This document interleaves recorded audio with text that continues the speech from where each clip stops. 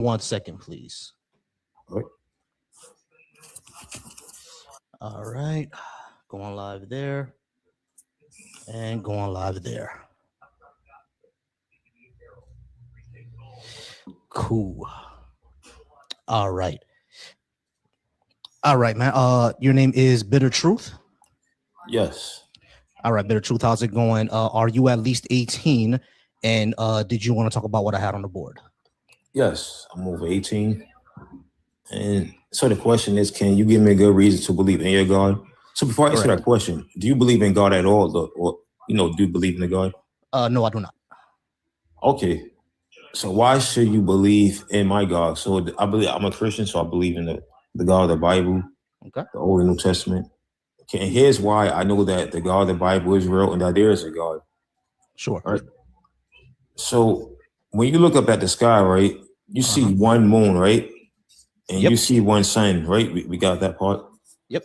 So the chances of one moon and one sun being placed there by random chance, it's a near impossibility. I wouldn't even put it on a scale of percentage. Yeah, sure. Jason, no. Jason, it's not your turn. You have to be quiet while he speaks. Yeah. Okay. Go ahead, Bitter Truth.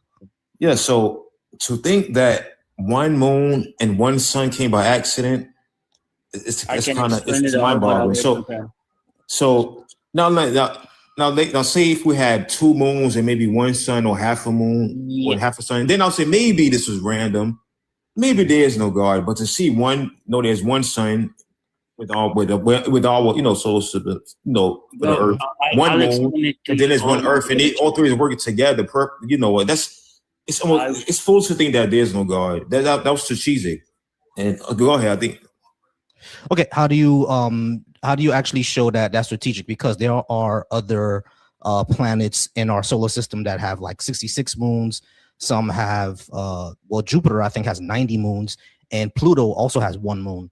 So why are we special to have this one moon and no other planet is not special? Like that doesn't really show that a God exists. That just shows that we have one moon. Yeah, that's true. So I'm based on like the Earth I'm on right now and what I see, it shows that there's a God. Okay, now I know that scientists claims that there are, NASA claims there's other moons, many moons for like, say Saturn. But have you ever seen an actual image of those moons? How do you know those are actual moons? Like where's the actual footage of? I'm not denying it. I'm not saying I'm not denying it, but where's the actual footage? Because they have telescopes that's worth billions of dollars. They should be able to see things that's like. Yeah, that's what I was going to say. Almost light years away. So where's these images of these extra moons? That's what I was going to say. You can actually Google it. Like the Juno, the recent Juno project actually passed by one of Jupiter's moons. The Voyager probe has passed by moons, and we actually do have the new telescope that we have right now, the James Webb telescope, has taken pictures of Titan, one of the most popular moons of Saturn, Enceladus, one of the most popular moons of Jupiter. It's taking pictures of other moons as well. Yeah, we actually have the photos of those moons. So and they're not CGI? Not CGI, no. You can have artist rendering, like to clear it up a little bit, but we actually do have like actual photos of those moons, especially in the Juno mission that passed by, I think, Europa. And there was every image I see on NASA of these so-called other planets is always CGI, like almost over 90% of the time. It's CGI rendering. Yeah, not actual footage. But I'm talking about like actual footage. We have that. Really? So what is the footage called, and what planet is this from? Like, I think we have photos of Titan, and we have photos of Europa. We've taken actual pictures of them. Like there was the Juno mission flew by. I think if I'm not mistaken, it flew by Europa. Okay, and we actually have photos of them. We actually have that. Okay, so if you don't believe my statement that us having one moon, one sun, and one Earth is not enough proof for God. Okay, so let's look at another thing. So I've seen many atheists speak on this app, and what I've come to notice is that whether you're an atheist or Christian, you wake up with God on your mind. So that shows that your body and your spirit is saying you need this being. So that is why he is constantly on the mind of atheists, even though they claim not to believe in him. just like for example, right? When you wake up, or you think about food, you wake up, oh, I gotta drink something, oh, I gotta, use the bathroom. These are things you have to do. Same thing with whether you're atheist, or a Christian. You wake up with God on your mind because He's a necessity. So, because I've seen many atheists say, I don't believe in Him, but day after day, like clockwork, I see them continually talking about this being that they say doesn't exist. So even though God is always on their mind, they can't really explain, like, why is He always on my mind, even though I'm denying Him? Because that's their body and their spirit saying, you know what? Don't be foolish. Do not deny what is most needed within this existence. More needed than water, more needed than food, right? So what I would say is that he's not really on my mind. I just kind of do this because it's kind of what my hobby is. But the second thing I would say is that every day that I wake up, the first thing I think about, is like you said, using the restroom, getting something to eat, going to work. It's not really the first thing on my mind is, oh, I gotta disprove God exists. Like I only do this from Thursday to Sunday. Like this is not really my whole life. You know what I'm saying? So it's when it comes to me personally, like that's incorrect. But I can tell you for even other atheists, there's it's not something that's always on our mind. We just talk about this a lot because it's important to talk about, because this is something that affects our lives, right? This is something that actually affects a lot of society. You feel me? Like people who believe in God have, or are religious have started wars over this. You know what I'm saying? So it's it's definitely important. You know what I mean? So that's why we talk about it. It has an effect on our society. It has an effect on our fellow countrymen, our fellow people. So we're going to talk about it. Yeah. You know what I mean? So that's the reason why we always talk about it. It's not really because we need it or it's on our mind. Now, of course, for some folks, this is for some people, this is like their income, right? Like you're talking about someone like you're talking about like someone like big, like Alex O'Connor or Matt Dillahunty. Yeah, these like huge discussions and debates that they do is really like how they make money and stuff like that, right? I'm not at that point yet. And when I get to that point, sure, then you can say that, oh, it's always on your mind. And even for them, they just talk about it because, yeah, this is how they make money now. You know what I mean? So it's not really a thing that we're constantly paying attention to. It is just because we talk about it because it's important. Yeah, I understand what you're saying. So when I made that statement, I didn't mean that in terms of every atheist. Like for you, for example, right? This is my first time seeing you on this app and actually speaking with you, but there are other atheists on this app that I've spoken with, and I watch them like on this app every day. There was one time where an atheist was on this app for 24 hours straight, literally talking about a God they say is not fake. And then the next day, the same thing. So I noticed it wasn't just with one of them. It's like many. So it's like their mind and body is saying, you know what, this being is real, but their rebelliousness saying, you know what, he's not. So it's like a conflict. But here's more proof of God. So I stated that the one moon on earth, you done that one. I believe that wasn't random. Then I say the fact that, even though many deny Christ or God, he's always on their mind. So that's their body and soul crying out that you must change. Also, another thing is that, right? I mean, why the great flood. Wait. Let me just ask a question. Why can't us having one moon be random? Why can't it be? I mean, okay, one moon and one sun, like the chances of that is like, let me see on a scale on a scale of balance. Let me see that. I mean, the chances of that is one, because we have other planets in the galaxy that have one sun, right? So like that's not unique to Earth. Like the nearest star to us, Proxima Centauri, has like 7 planets orbiting it. Like it's like they're all rocky planets. They don't. I don't think any of them. Well, one of them's a gas giant, but a few of them are rocky planets. Like we know that, right? So it's not surprising that we would have one sun.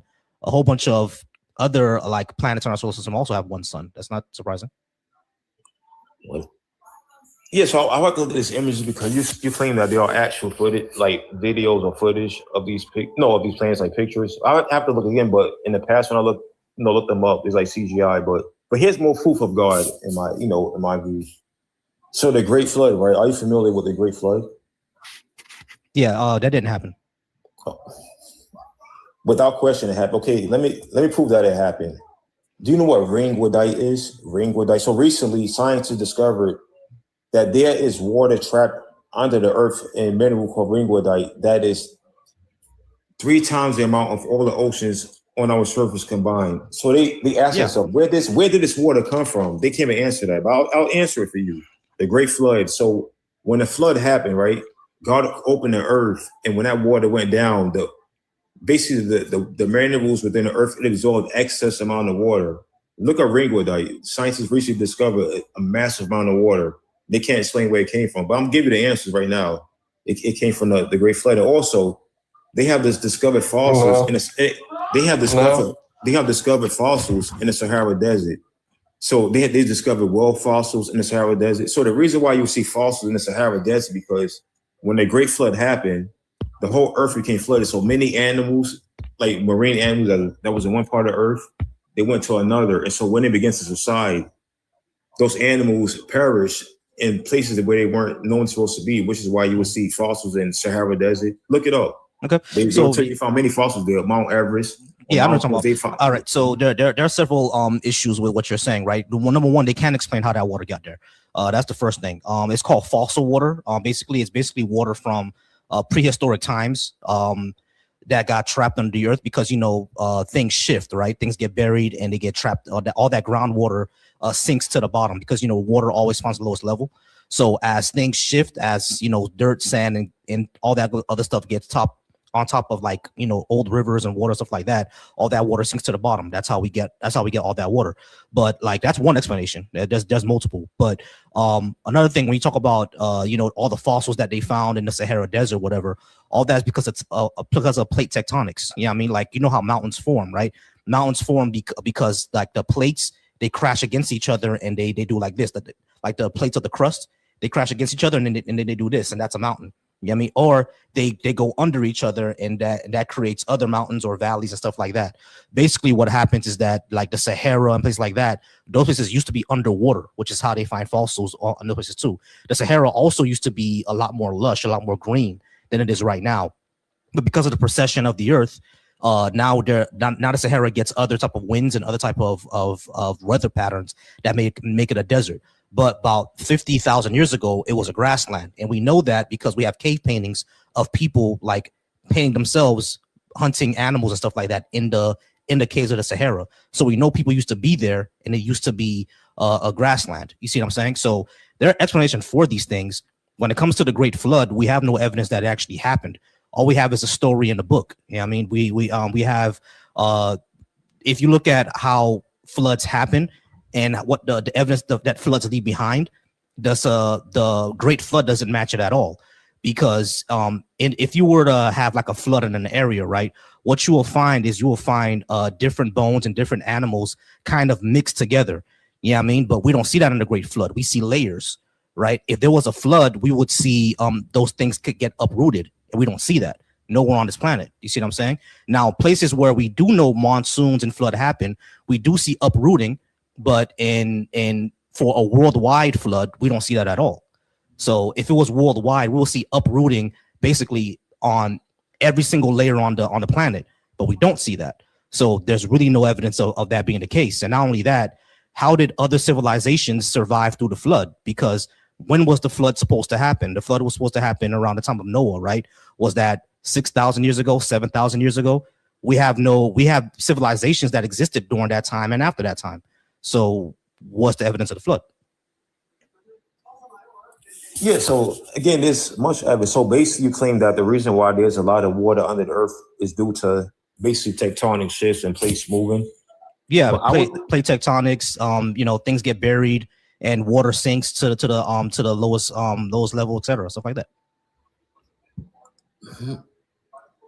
Well, I kind of disagree with that, theory or assumption because, say, for example, right, think of ringwoodite as a sponge. Imagine scientists finding a way to take ringwoodite, right, and they just squeeze all that water out the mineral, and they, place it on the surface with the rest of the water, the basic ocean water.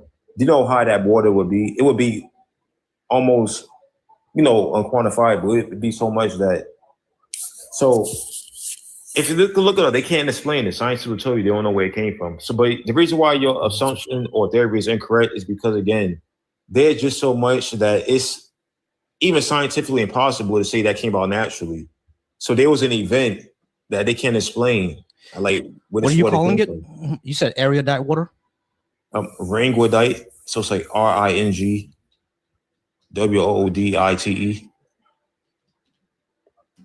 Yeah, and also about I have to look up the cave paintings in the Sahara Desert. I didn't know, like, I haven't heard about. I know in North America there's like a lot There's of caves. explanation for it.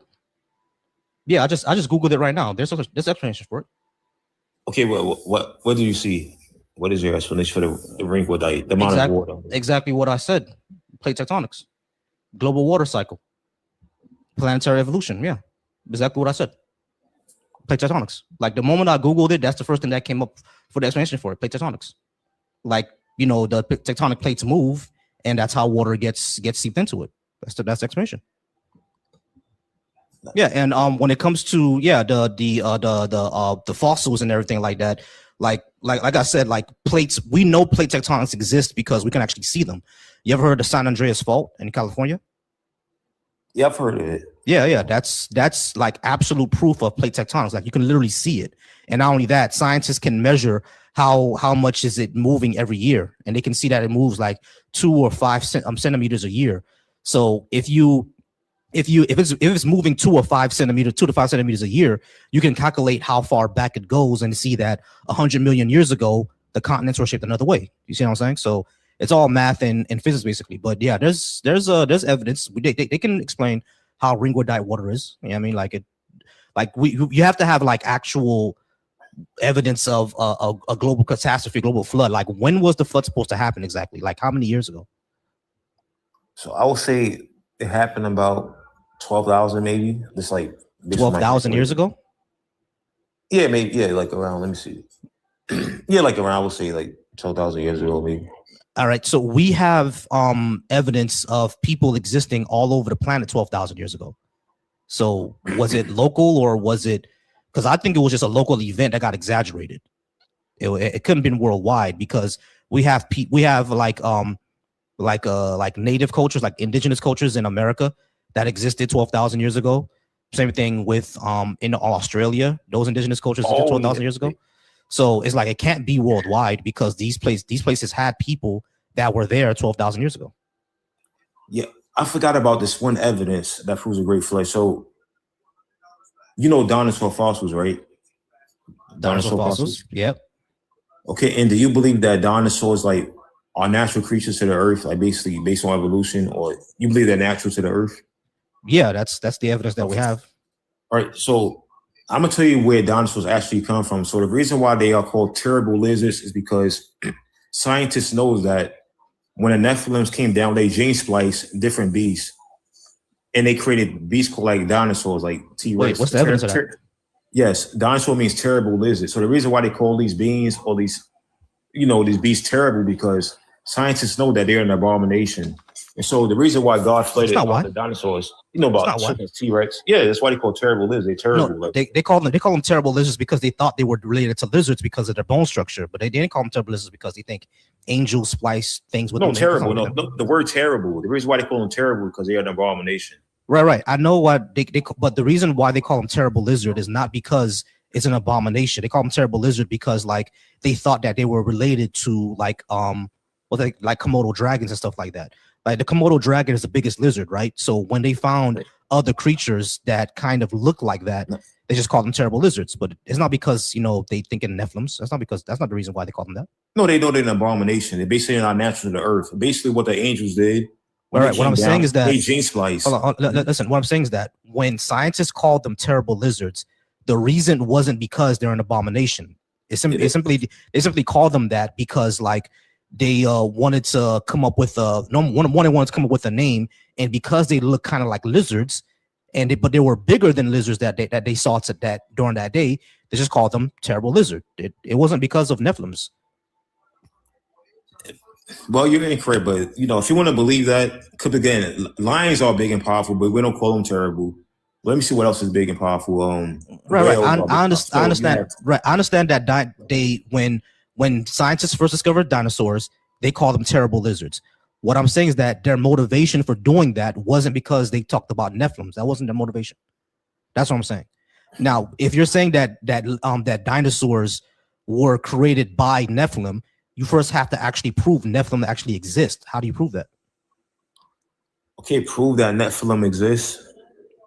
Well, I know you don't believe in the Bible, but the Bible was the first source. So, and then again, you have to look at Right, but the Look at Bible is a look at the claim, though. Babylonian text, King Og. They show, I believe it's the Babylonian depictions.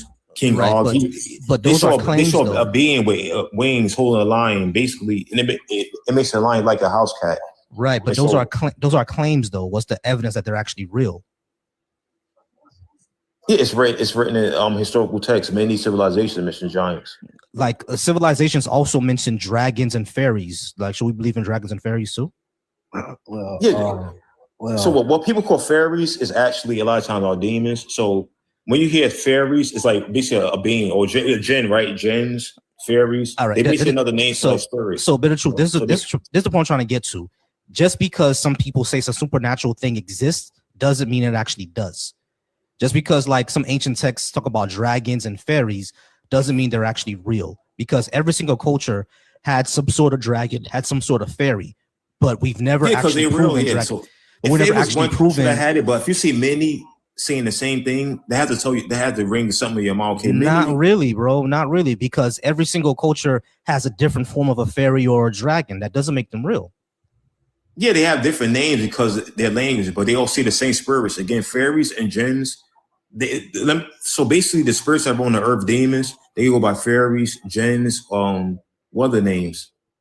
Bro, Iblis. Like they have many names, but many cultures mention the same thing about these things' existence. Are you really trying to tell me that genies are real, bro?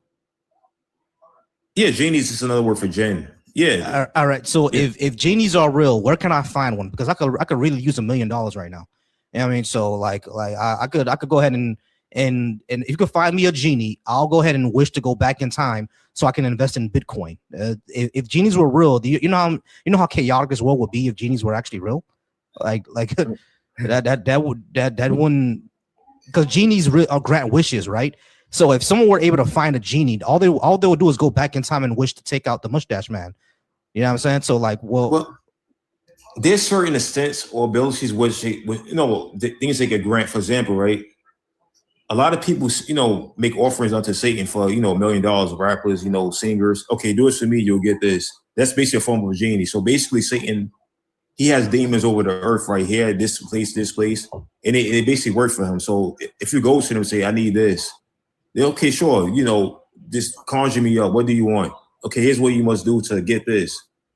I'll offer this. Or all right. So if I were to sell my soul to a genie and tell him in replace of that, I want you to have world hunger no longer be a thing, they're gonna do that? Okay, so if you went to a genie and stated that you want world hunger to no longer be a thing, so yeah, exactly. Get rid of world hunger. Are you telling me that all the people who ran into genies, all they did was sell their soul to be famous? None of them said end world hunger, like no one ever. But even if they did come to a genie or a jinn with that preposition, it won't be they won't grant it because again their nature is evil, so they're not here to help. So if they aren't here to help, why would they make rappers famous and all their families have generational wealth? Then that really helped them out. Yeah, but when you think about it, look at most rappers they made rich that took up to basically pollute the listeners. People that speak gibberish, things that make no sense. What about you can mumble rappers something and they appear okay? This mumble something, promote unaliving someone, pew someone, right? And what about rappers who don't rich and become really famous? Huh? What about rappers who don't and became really famous? Did they sell their soul to a genie too? Well, most rappers that you see that are like really famous, they have done it. Yes. All right. So Kendrick Lamar sold his soul to a genie, and so did J. Cole, even though they don't talk about unaliving people. That makes sense? Well, you don't really hear about J. Cole anymore because I believe that he saw what's actually. So basically, here's how Satan work, right? First, he introduced you into this, like the industry, like, hey, here's what you could possibly get. They want once the person have $1 million to see a lifestyle, then he comes with the offers. And a lot of people step away at that point. So I believe that's what happened with J. Cole because we don't really hear about him anymore. So I think he just left once he came with that offer. And now he's just like on his own, which was a good thing. In terms of Kendrick Lamar, so he have done things. I think he posed like as Christ on the cross, which is blasphemous. He does a lot of. Let me see what other things he did. I think he posed on the cross, like the crucifix. So I'm not sure what you guys are doing.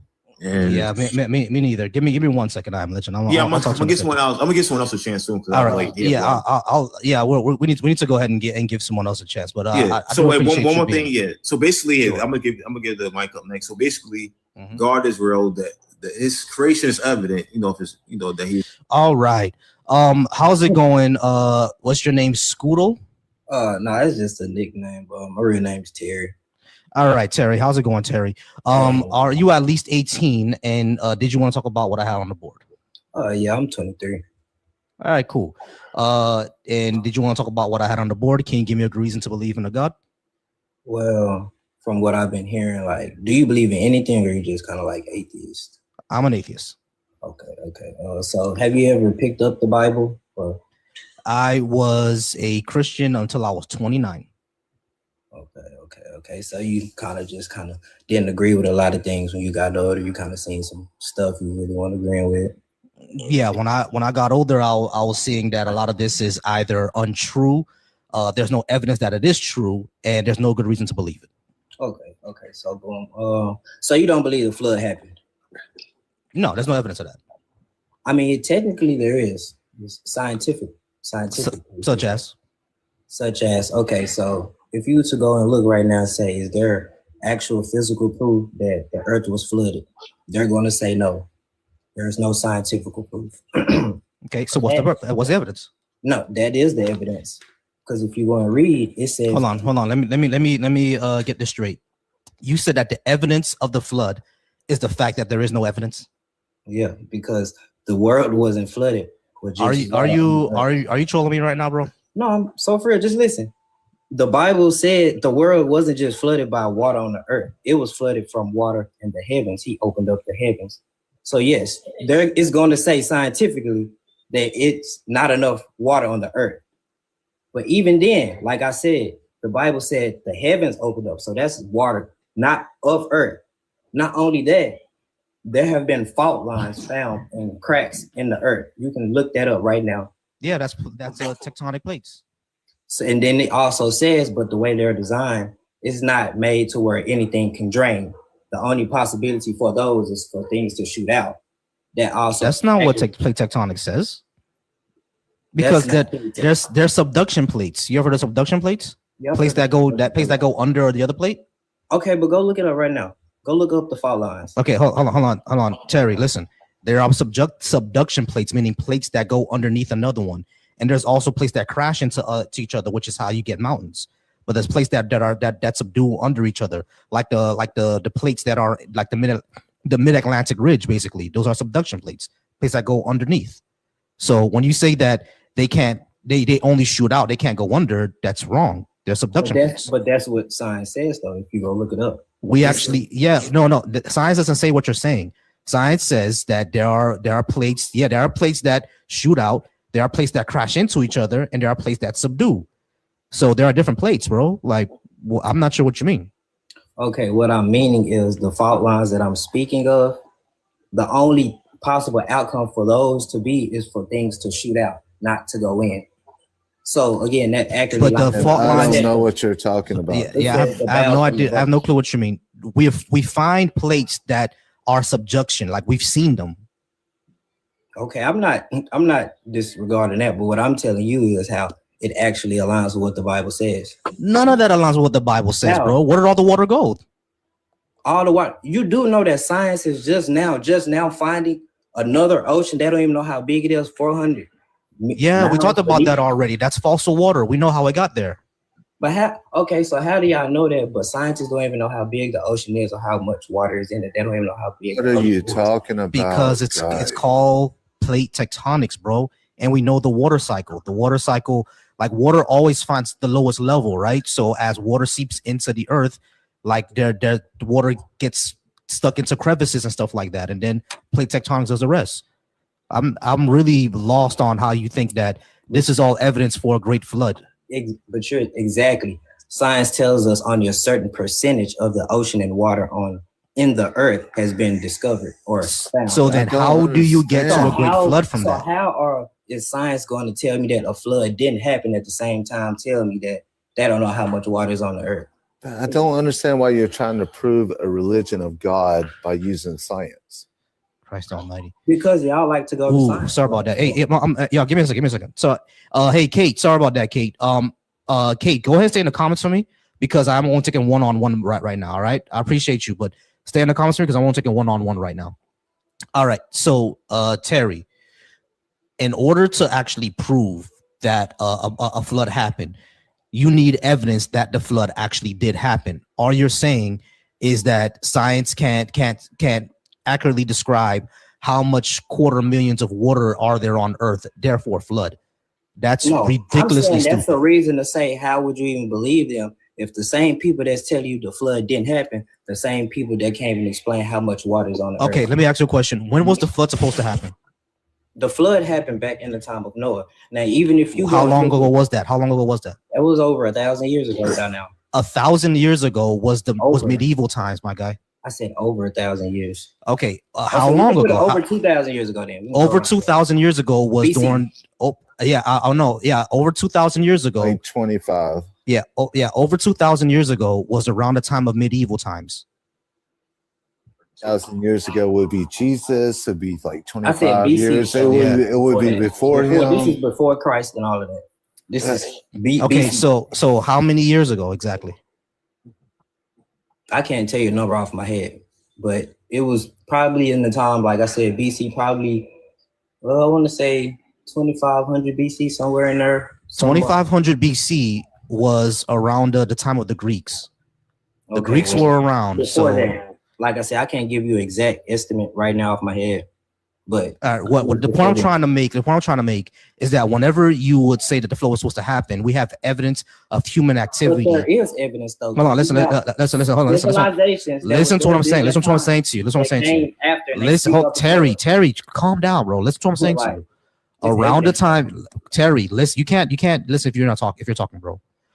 Around the time of the so-called flood, we have evidence of human activity all over the planet. So there couldn't have been a flood at that time if human activity is occurring all over the planet. You do know not all civilizations that we have now were not then. I said human activity that were there. I said human activity. Even in the Mesopotamian, Terry, listen to what I'm saying. I said human activity, meaning it doesn't necessarily have to be the classical civilizations that we understand today. I'm talking about things like paintings, pottery, stories, things like that. Human activity. We see it all over the world. From 12,000, matter of fact, from earlier than 12,000 years ago, at least 100,000 years ago, from when humanity popped up on the planet, at least modern anatomical humans. We've had we see human activity going back at least 150 to 200,000 years. So when was the flood supposed to happen?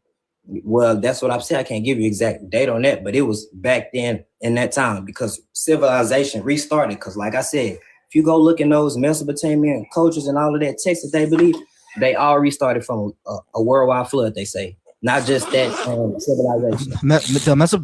You're talking about the Epic of Gilgamesh. The Epic of Gilgamesh doesn't say that. I'm not even talking about. Hold on. Listen. The Mesopotamian region was yes. The Mesopotamian region, the Mesopotamian story, the Mesopotamian story is the Epic of Gilgamesh. But the Mesopotamian region was still an actual region. I understand that. The problem with what you're saying is that by the time the Epic of Gilgamesh was written, Mesopotamia had already existed for like close to 1,000 years. Exactly. So that's why I'm saying Mesopotamia even speaks of a worldwide flood in their but the story of the Great Flood and Epic of Gilgamesh is way different, or not too different, but you can tell that Noah is a derivative of it. So it's different. They have several gods. And that's the listen. They have several because we know when the story of Noah was written, and Mesopotamia existed before Abraham existed. Of course, because Abraham lived in the city of Ur. Yeah, exactly. His father and all of that, they worship the idol gods. Yeah, but exactly. So Abraham by so many years though. How do you have what proof do you have of that? It tells us Abraham's age, Noah's age, how long he lived, and all of that in the Bible. That's why I said, just because the Bible says so doesn't make it true. As a matter of fact, has so many facts. Just because, listen, Terry. Just because the Bible says Noah is real doesn't make Noah real. You need to actually have evidence of Noah. We don't even have any evidence of Abraham. So how do we have evidence of Noah if there's no evidence of Abraham? We have written tablets all over the world that's been found of inscriptions dating back of verification of all of this. The problem with been found. Hold on. The problem with you're saying, Terry, is that if you're gonna say that the flood happened around the time of Mesopotamia, we have civilizations. I said. All right. I got you. But we have civilizations existing all throughout that time. So these civilizations didn't pop up all around the same time. Only civilization that spoke. I know that. Multiple. How can you say that you don't even believe that the flood actually because every single civilization that has a flood story are near a body of water. All of them. Okay, that's fine. It was water on the earth. You're right. So hold on, but Terry, you're not actually understanding what I'm saying. But every civilization. Hold on, Terry, hold on, bro. Every single Terry, I'm gonna start muting you if you keep doing that, bro. Listen. Every single civilization that has a flood story is always near a body of water, and bodies of water always flood. So of course they're all gonna have a flood story. But civilizations that are not near a body of water, guess what they don't have? They don't have a flood story. You do know a lot of those civilizations, though, that weren't by a lot of body of water, weren't even here yet. For example, Egypt wasn't even here yet when the flood happened. Egypt is near a body of water. But it wasn't here. How do you know that? Because it predates. The flood predates when Egypt even came on the scene. How do you know that? Egypt didn't even spoke about until the book of Exodus. How do you know that? Listen to my question. Listen to my damn question, bro. Actual evidence. Okay, I'm gonna mute you. Listen to my actual question. You said that the flood was before Egypt. How do you know that? You need to prove the flood happened first. Like most way to prove this, and I'm not an atheist. Hold on, legend. So Terry, you need to show that a flood actually happened first. Oh, let me stop the drop-in guest. All right, y'all, I'm stopping the drop-in guest for now. If you are a friendly of mine, I appreciate you, but I'm gonna ask you to leave the stage for a bit. I'll bring you up on later. All right, I'm gonna stop the drop-in guest. But if you're a friendly of mine, go ahead and drop in. I'll bring you up later. I appreciate you. So Egypt has existed for a very long time, Terry, since about at least 9,000 to 10,000 BCE. So you're saying that the flood happened around 12,000 BCE? Is that what you're saying? Yeah, logical.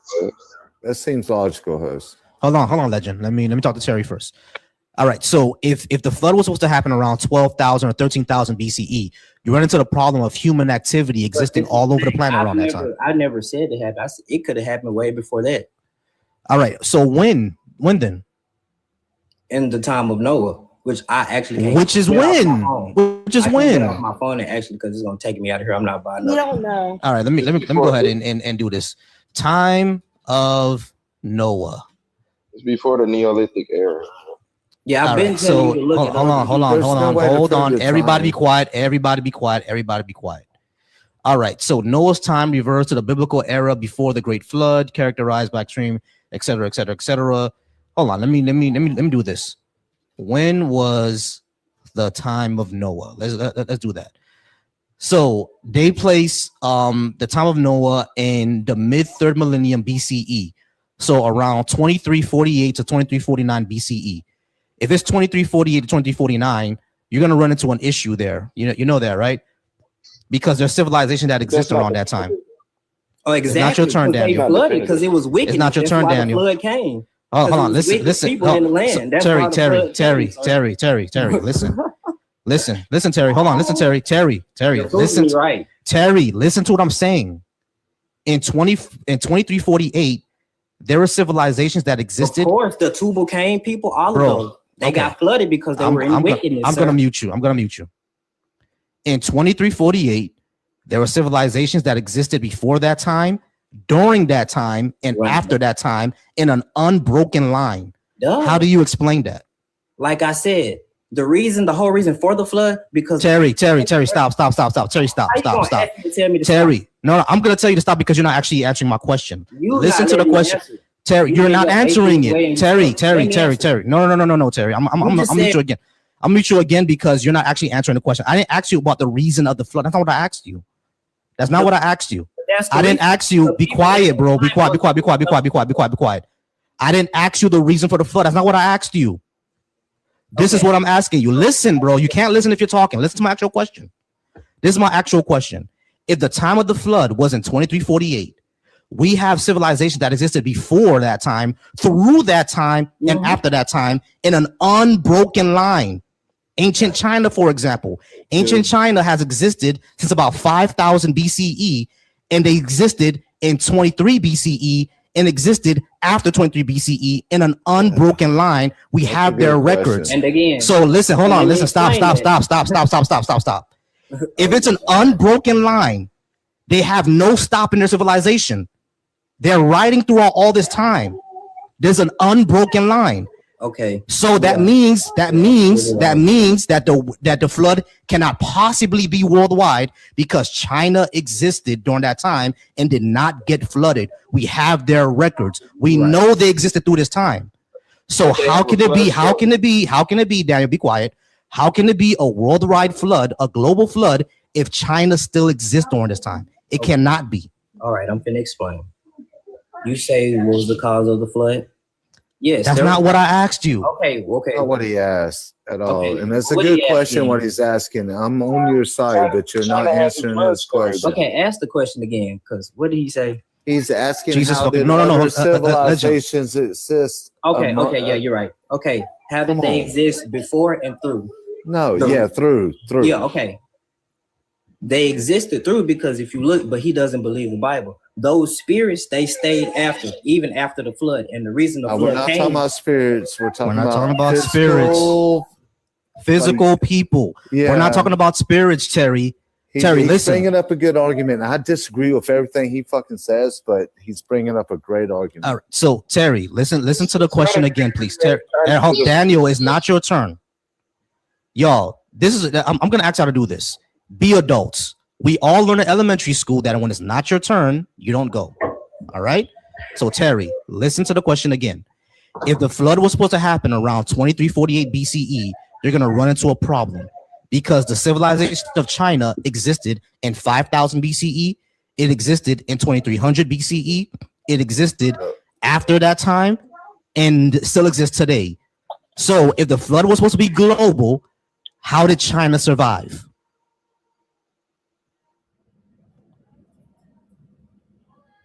That's a question. That's a great question.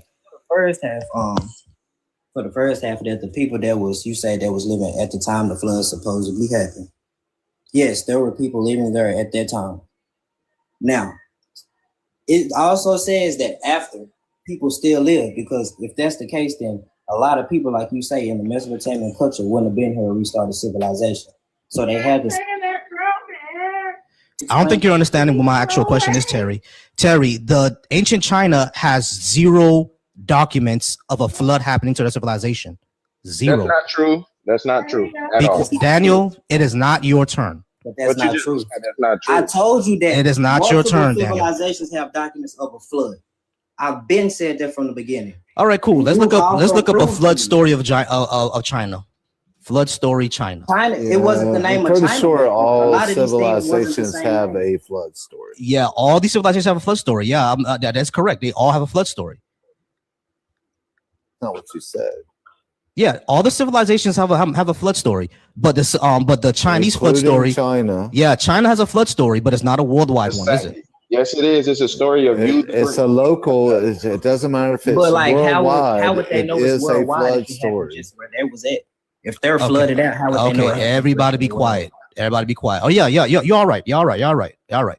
That's my mistake. Yes, China has a flood story. It does have a flood story. That's what he's saying. China, be quiet. I mean, legend, be quiet, please. Much love, brother. It's not your turn. All right. So yeah, in Chinese mythology, they have a flood story. China has like 4 or 5 rivers. So not very surprising that they're gonna have a flood story.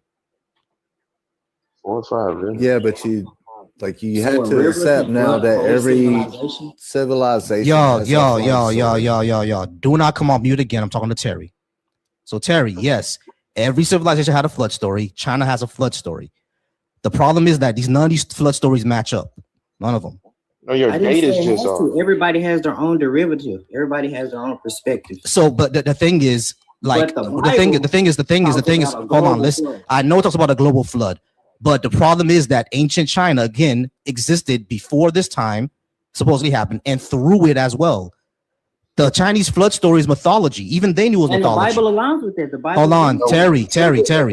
The Chinese flood story is mythology, and even they knew it was mythology.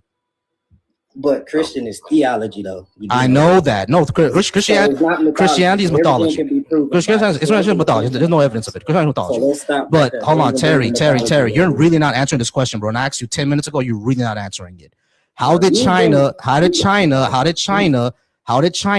survive through this global flood?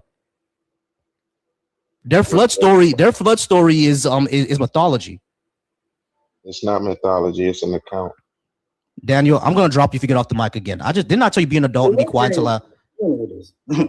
Let Daniel talk. No, I'm not gonna let Daniel talk. It's your turn. You talk. No, he can talk. It is your turn. You talk, unless you're a coward. You talk. It's your turn. Up in everything. You're already. It's your turn. You talk. Let him talk. No, Daniel, and no, Terry. This is my live, not yours. It's your turn. You talk, unless you don't want to talk anymore. Bro, I'm not running. I want you to talk because this is your turn. You talk. I plead the fifth now. Okay. You can go ahead and have a nice day. All right, Legend. How's it going, Legend? Are you at least 18? And did you want to talk about what I had on the board?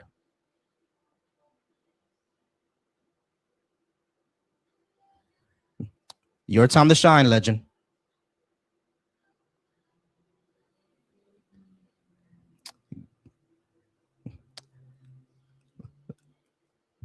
It's your turn, Legend.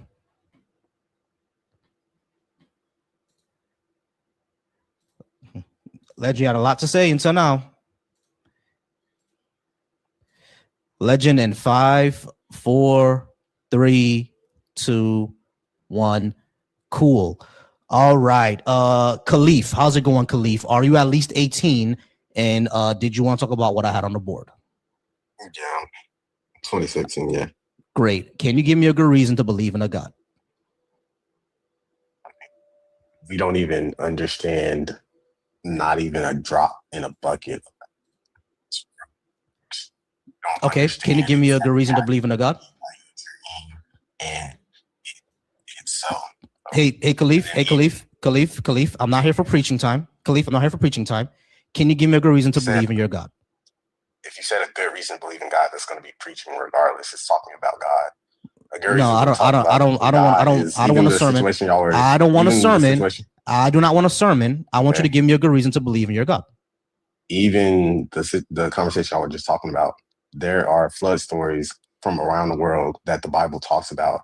Irrelevant. That doesn't make it true. And it does make it true if you have. No, it doesn't. If you have back in the day when you're talking about, like before history even started, but when people were just spreading tales through words, when history just started, they're all talking about the same account from thousands and hundreds of thousands of miles away from each other. There's no way for them to communicate with each other. No, they're not talking about the same thing. Hey, Khalif, here's a problem. According to the Noah's flood, it was some global thing, right? Yeah. It's not what happened in the Chinese flood. It was global. No, it wasn't. I just pulled it up when y'all were talking about it. It said right here. Yeah, so the story of the Great Flood plays a dramatic role in Chinese mythology. In various versions, present a number of examples of a flood myth motif around the world. Flood narratives in Chinese mythology share certain common features, despite somewhat lacking in internal consistency, and as well as incorporating various magical transformation and divine or semi-divine intervention like Nuwa. For example, the flood usually results from natural causes rather than universal punishment for sin. Another distinct motif of the myth of the Great Flood of China is an emphasis on heroic and praiseworthy efforts to mitigate a disaster. Flooding is alleviated by constructing dikes and dams, digging canals, widening or deepening existing channels, and teaching these skills to others. So this is completely different from Noah's flood. Noah's flood had hold on, listen. Noah's flood had two people on an ark. I'm sorry, not two people. Had two. Listen, Noah's ark had two of every animal, etc., and it was because God wanted to punish humanity, etc. The Chinese flood doesn't say that. So when you say that these all share common themes, you're just wrong. No, I'm not, because if okay, you go so where in Noah's flood? So where in Noah's flood does it say that they were constructing canals and dams in order to stop the flood from happening? You don't have to have the exact. You're not going to have the exact same story. It's not. But you just said they had the same theme. They don't. Story. I said they have things that are in common that pulls them together. You're not going to have. All right, but this has nothing in common with Noah's flood. Yes, it does. It was a world-ending flood. The Chinese flood. The Chinese flood has. Hold on. The Chinese flood, from what I just read, has internal inconsistencies with each other. Some are global. Some are. Hold on. Listen. Some are global. Some are local. Some are heroic. Some are not. So it doesn't share the same thing with Noah. That's how history works. People, you ever play telephone? When you tell someone one thing, it changes over time. That shows a problem with your away from each other. Yeah. If you're 1,000 miles away from each other and thousands of years pass, people are not going to tell the same story. But it's amazing that they're telling a similar story in general. Understood. Okay. Yeah, I understand. No, hold on. Listen. History. So Khalif, two problems. Number one, you said that you already brought up the issue with the telephone, right? So if you have an issue with telephone, that means that the Noah's flood myth also has to be unreliable because of the game of telephone, as you just brought up.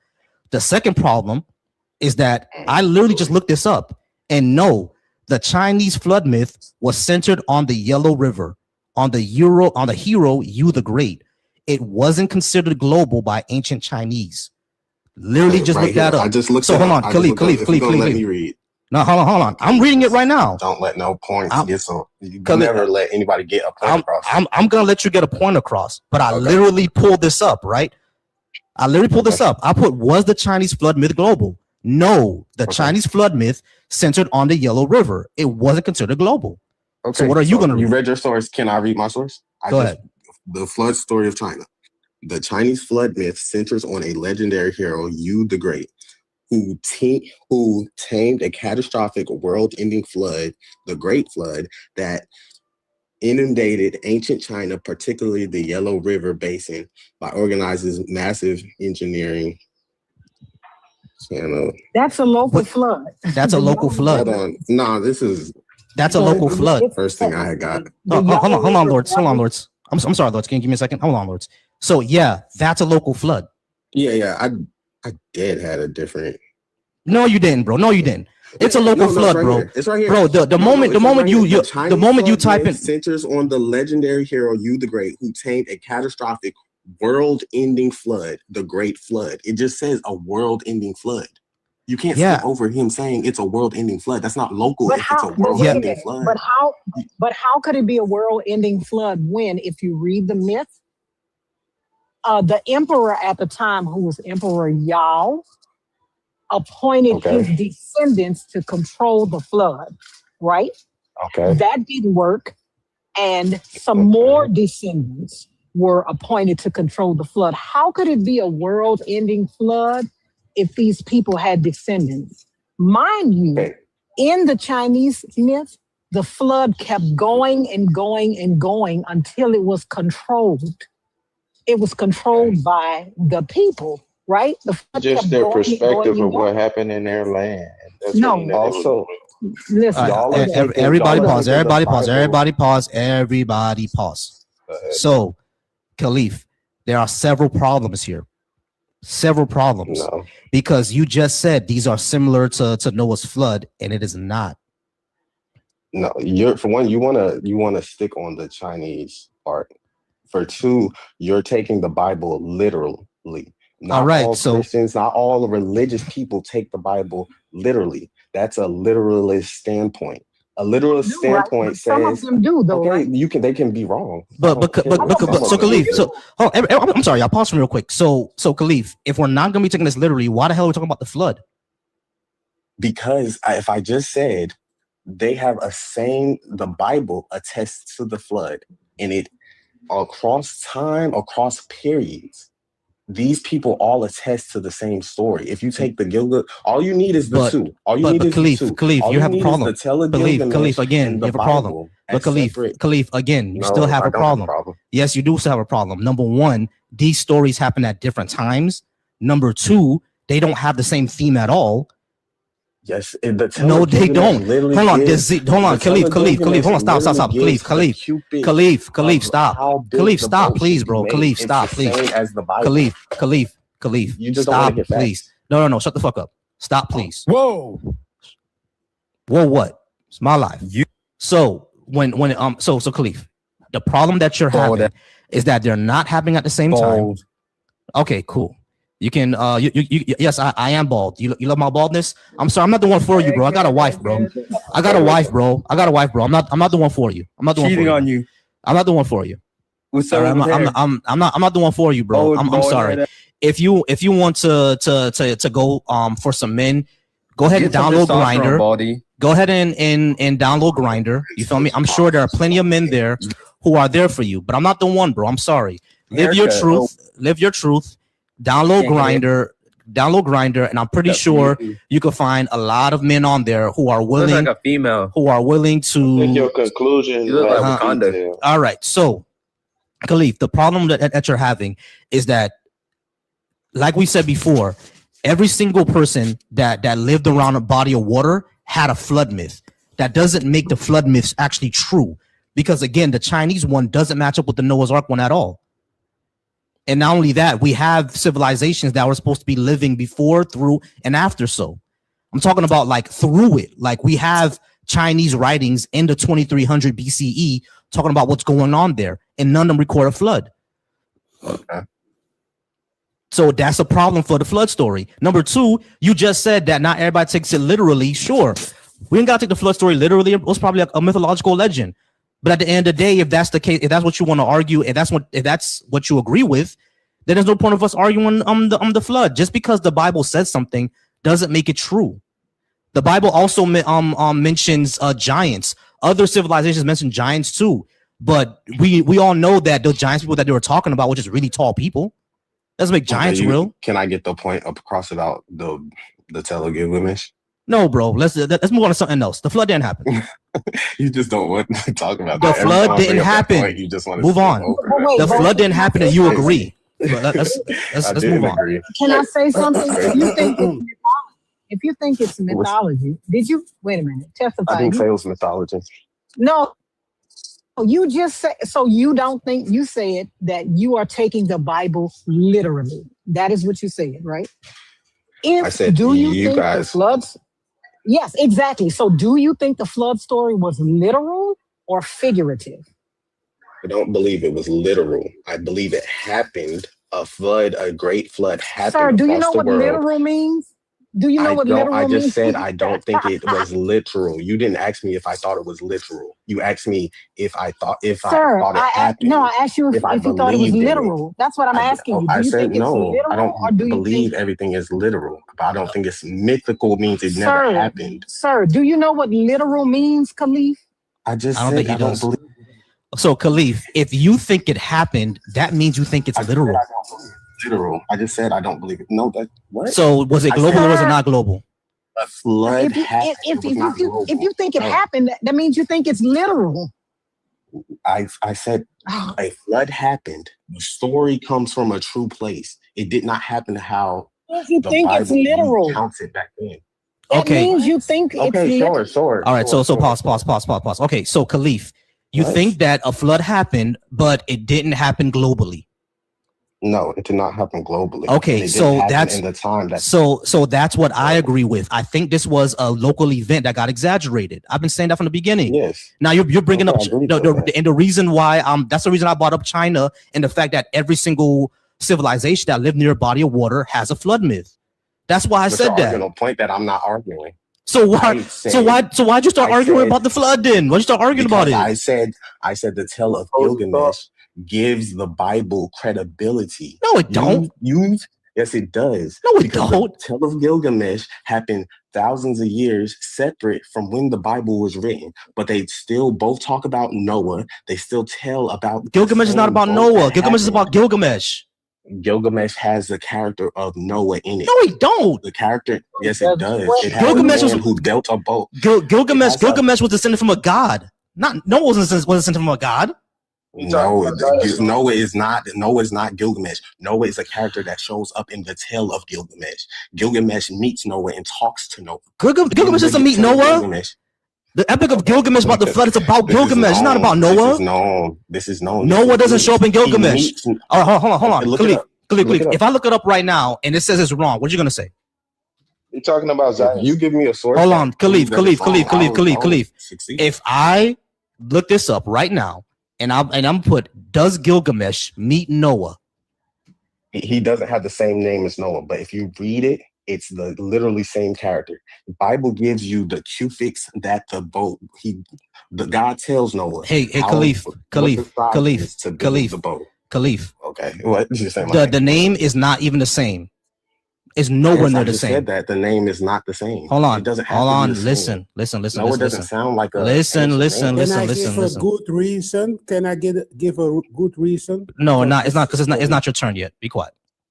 But it's going back and forth with you guys. So it's not your turn yet. No.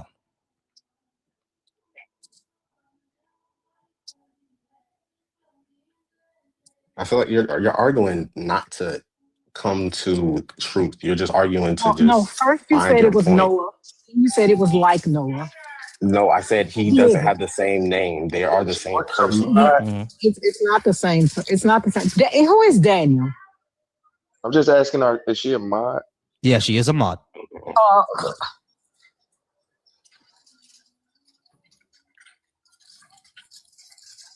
What are you reading? Share. Oh yeah, I'm just reading it. Okay. Okay. Yeah. So Gilgamesh doesn't meet Noah. He meets a survivor named Utnapishtim. Who serves as the Mesopotamian parallel to biblical Noah. Okay, parallel. Exactly. Yeah, and he's telling his story to Gilgamesh on his quest for mortality. Yes. And he was, I can't say his name. I'm not going to try to say his name. Utnapishtim. When historians, Utnapishtim.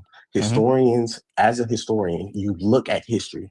And anthropologists look at things. And when things match up to a certain point. I'm sorry, Khalif. Khalif.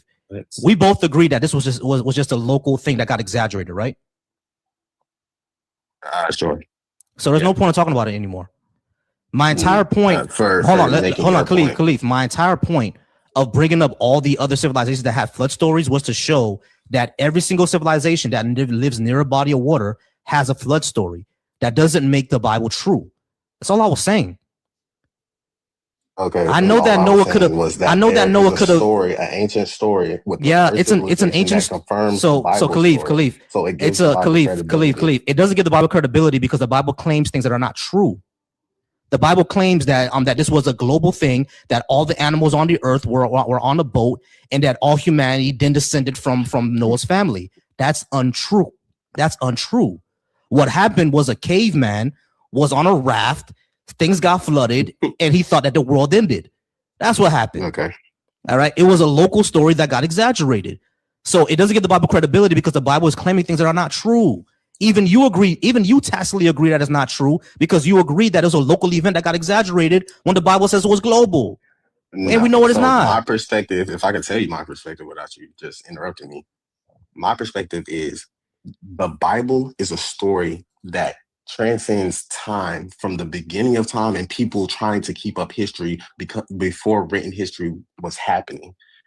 In a game of telephone, things change, things get exaggerated, but certain big events are expressed to descendants from our forefathers, got expressed to us, and pretty good that they kept up with enough stuff to even tell us a story of divinity. All right, but Khalif, So irrelevant. the fact that there are multiple civilizations, and the first civilization ever, Mesopotamian civilization, the first civilization.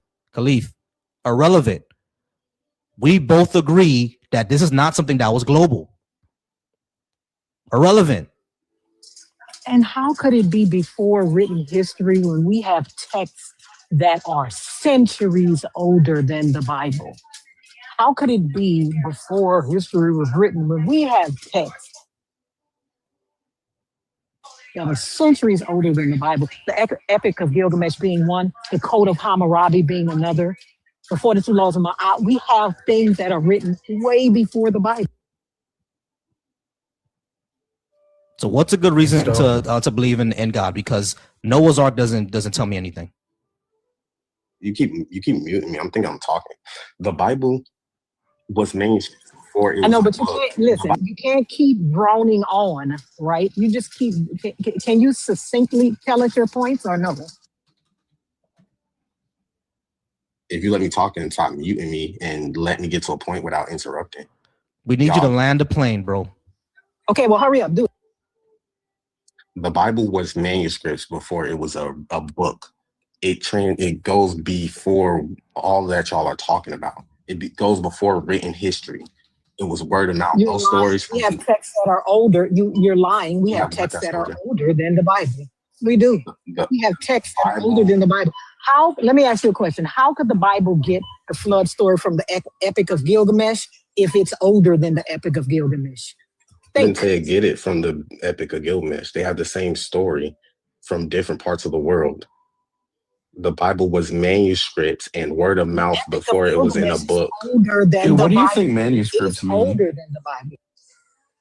Manuscripts, what do you think the word manuscript means? Pieces of paper that were scrolls that are cut up that we put together. No, manuscript just means it wasn't like an original text. It was like a written down text. That's all. Yeah, exactly. So like when you say the Bible was manuscripts, every book had a manuscript. But because it's not your turn. I'm just saying that it's older than that. It's not a book. But it's not that guy turn also, right? Yeah. He's a mod. That's why I let him talk. Atheist. Oh my God, am I a mod? Because you're an atheist. All right, so testify. I'm going to need you to be quiet for a second while the people speak. You guys born with the.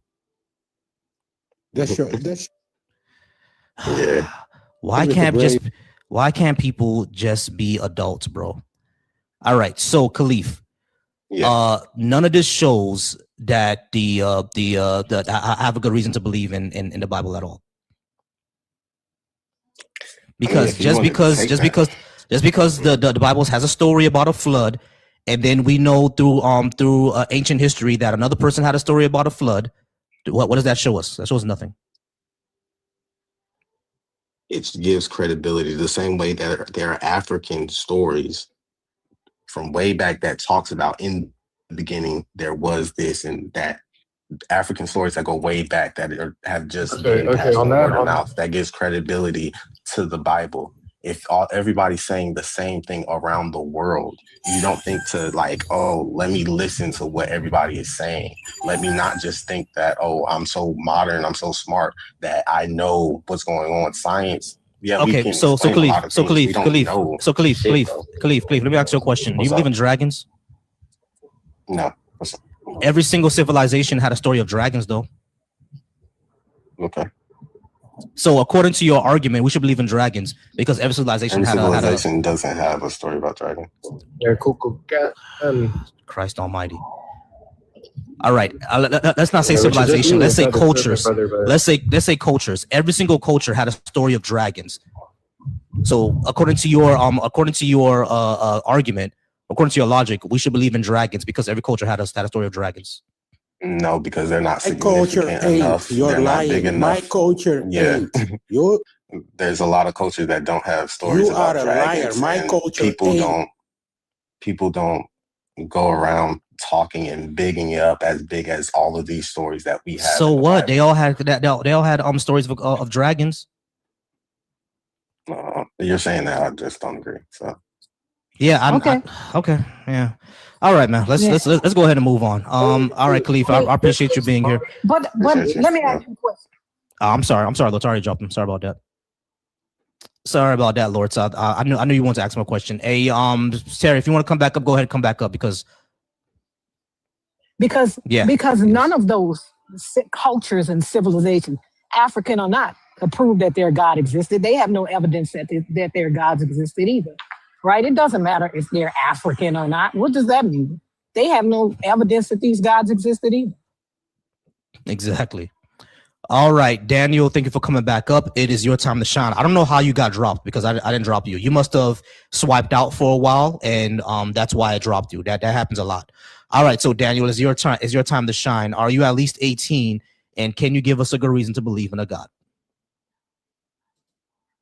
Yeah, I would say from a cultural standpoint, it's existence. There's no causality that happens outside of the bounds of existence. So by definition, it'll be a power, a ruler, and a judge, which is God.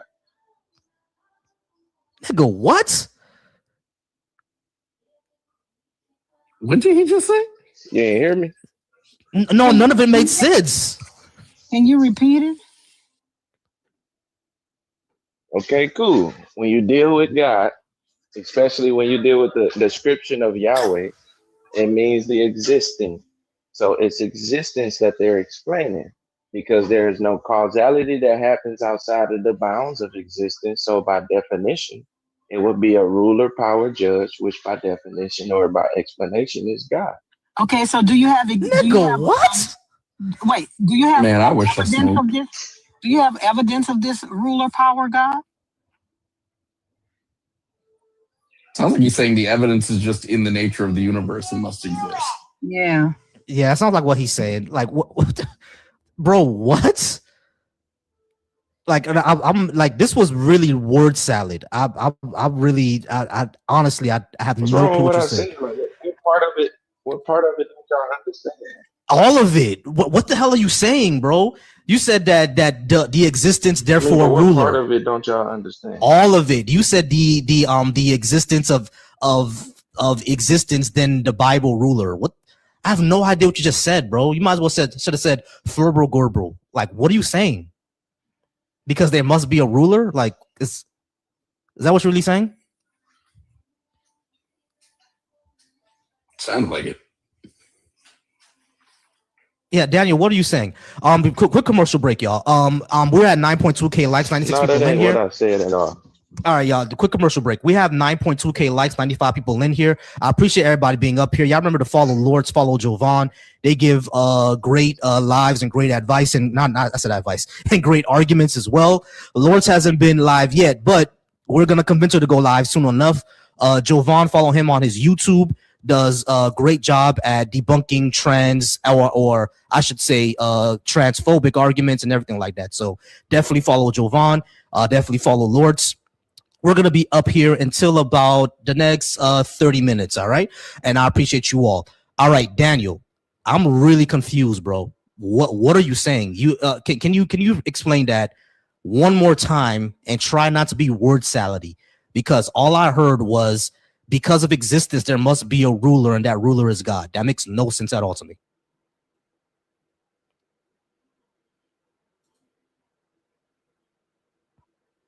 No, I never said because of existence. I said when you look at the definitions of things, just like the word Yahweh means the existing. So what they're talking about is existence. And by definition, God is ruler, power, judge. And since there's no causality that happens outside of the bounds of existence, that's what they're talking about. You said God was ruler. You said he was what? Ruler, what? Say it again. Ruler, power, judge. So you're saying that just because the word Yahweh exists, therefore God? That's what the word God means. Ruler, power, judge. Okay, I didn't hear you say existence, though. I didn't hear you say it means ruler, power, judge, existence. I didn't hear that.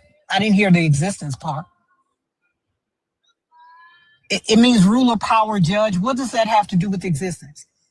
Yeah, Yahweh means the existing. So when they keep naming the description of Yahweh as their God. Yeah, but you just said it means ruler, power, judge. Does it mean both?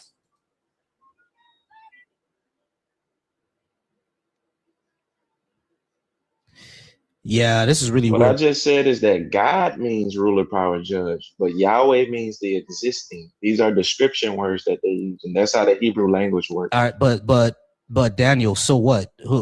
Yeah, the word Yahweh could mean that. So Am I breaking up or something? yeah, Daniel, listen to what I'm saying. Yeah, You do have bars, so yeah, he has bars. So Daniel, yeah, so the word Yahweh could mean that, right? But so what?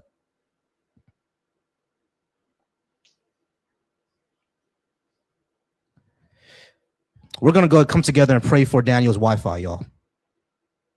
Yeah, it means the existing. So what?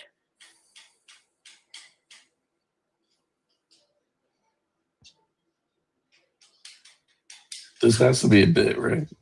Yeah, I got high speed. I got like dog, you got to get better Wi-Fi. Like, this is crazy. Yeah, we're gonna come together and pray for your Wi-Fi, bro. What's good? My Wi-Fi wasn't messing up when y'all kept telling me to go on mute. no, it actually was. Yeah, Because we couldn't mute you. So you can see your bars. They're right there. It was one bar. You can see it. Can you see your bars? Bars. I said, hey, yo. I'm sorry. I love battle rap. I love battle rap, y'all. I'm sorry. All right. So Daniel, yes. All right, can y'all hear me now? Yeah, we can hear you. All right. So you said Yahweh means the existing. So what? Who cares? Yes, it means the existing. So when they calling Yahweh their God, they're calling existence their ruler, power, and judge. Why? Because there's no causality that happens outside of its bounds. Wouldn't the existing mean that he just exists? If they call him the existing, no, it's not. Wouldn't that mean he no, just it's not. exists? He exists. Right? But wouldn't that mean whatever it is exists? Yeah. That doesn't mean no, that wouldn't mean that. What does it mean when you say the existing? They're giving credit to existence. No, when you say the existing, that's just the state of existing. The state of being here, right? Is God a being? No, that's not what the description of Yahweh means. It means the existing. That doesn't mean it's talking about something in the bounds of existence. It's talking Daniel, about is God a being? Like, is Yahweh a being? No, he's not, but he's described as one so we can understand. You know, Yahweh is a language, bro. It's still a language. Hold on, King. All right, this is so incoherent, bro. I'm so damn confused, Daniel. How does this give us a good reason to believe in a God, bro? Oh, shout out to Ty. How's it going, Ty? Ty's in the comments. How's it going, Ty?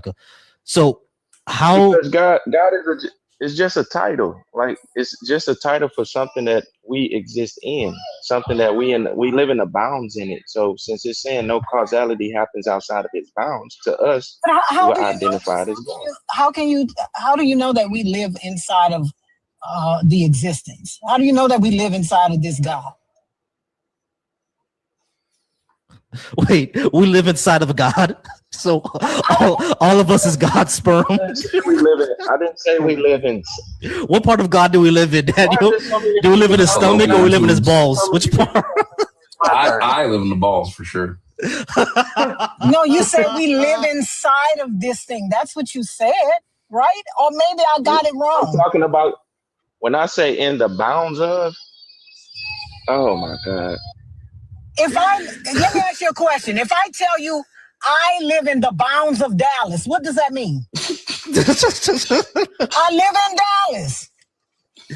So we live inside of God. So are we in the ass or are we in the balls, bro? Which part are we in? We might be in the ass because the way this world is going right now. Yeah, we might be. No, because you live inside the bounds of. Hold on. Why are so many people talking when I go there? I'm sorry about that. All right, King, go ahead and stay on mute for me, please. It's Daniel's turn. Go ahead. We also live under the bounds of a judicial system. That don't mean you live in it. We definitely live in the bounds of a judicial system. First of all, I am bound by those laws. I do. Yeah, but that doesn't mean you physically live in it. Yes, and I don't physically live in God. So is that the reason for me to believe in him? So what are we doing exactly? So yeah, I never said you did. That's a comment that you made. But you're giving us that. No, do you know what we're asking you? In it, like we're asking you what is the reason, sir. All right, so pause. So Daniel, I'm gonna need you to be quiet for a second. Go ahead. We're asking you what is the reason for us to believe in God. That is the question. And so you gave us this bounds of existence thing. Like everybody. Wait, let me finish. Can you let me finish? You giving us this bounds of existence thing, right? How is that a reason for me to believe in God? Why is that a reason for me to believe in God? I wasn't given a bounds of existence thing. I was just letting you know what people in the scriptures call God. So okay, so what is the reason for us to believe in God? Can you just let me finish? No, sir. I want you I want you to give me the reason that we should believe in God. Let me finish. All right. So Daniel, listen. We're gonna let you finish, right? But we actually need a reason to believe in a God. You just keep saying the bounds of existence. We have no idea what the hell you're talking about, bro. We all live in the bounds of existence. We understand that. We all understand that we live in the bounds of existence. Our question is, why should we believe in a God? That's our question. That's not all I'm saying. I'm explaining what their perspective of God was. Irrelevant. We don't care. We don't care. What is a good reason to believe in a? So Daniel. Listen, we don't care what the ancient Israelites thinks. We're talking about what you think. Give us a good reason to believe in a God from you. I'm getting there, but you won't let me. Don't preamble, bro. Just say it. Because if you believe in existence, you believe in God. Because there's no causality outside its bounds. So by definition, no, is that a reason for us to believe in God? What's the reason? Because it exists. It's existence. So existence. Because he exists. And no, so it's when you existence. Okay, so God is the concept of existence. So when you say that, I'm going to ask you, give me evidence that this thing exists. Give me evidence. That's why I was going. Hold on. So that's Daniel, why I was giving what he said. No, you didn't give anything. You just said that Yahweh, the ancient word Yahweh means existence. That doesn't mean that God exists. But like your argument is that because existence is a thing, because we exist, therefore God exists. You don't see the leap of logic there. I could say the same thing, right? Because I could say because we exist. I could say no. You said because existence. That's what you said. So if because we exist, therefore I didn't God. Say because existence. So what are you saying? I said God is existence. I didn't say because we exist. So all right. So if you said all right. You said God is existence. All right. So because we exist, because we're in existence, right? So because we exist, therefore God. You don't see how silly that is? I could also said because we exist, therefore Nancy the spider or Olodumare or Papa Legba, the crossroads. Okay, so let me. That's silly. So let me ask you: Is there any causality outside of the bounds of existence? We don't know. Because nothingness can't be a thing, right? Something always has to exist. There's no such thing as nothing. So by definition, existence is the ultimate ruler, power, and judge of all things. What do you mean ruler? What do you mean ruler, power, judge? What does that mean? That's what God means. Ruler, power, existence doesn't have a will. That's what it means. All right, Daniel. I want Jovan to repeat what he said. Hold on, Daniel. Listen, bro. I just need Jovan to repeat what he said in order for you to respond to that. Go ahead, Jovan. What would you say again? Existence does not have a will.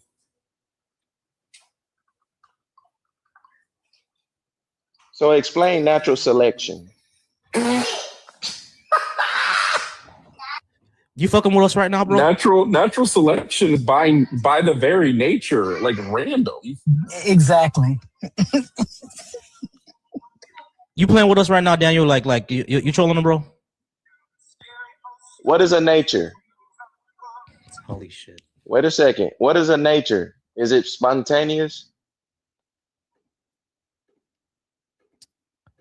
All right. So, what's that name? Jans, how's it going, Jans? Are you at least 18? And can you give us a good reason to believe in a God? You need to believe in God because you will have an answer, like you will have ultimate purpose and have a meaningful answer to why are we living here, and ultimate purpose after death. Jans, are you trolling me right now, Jans? No, not really.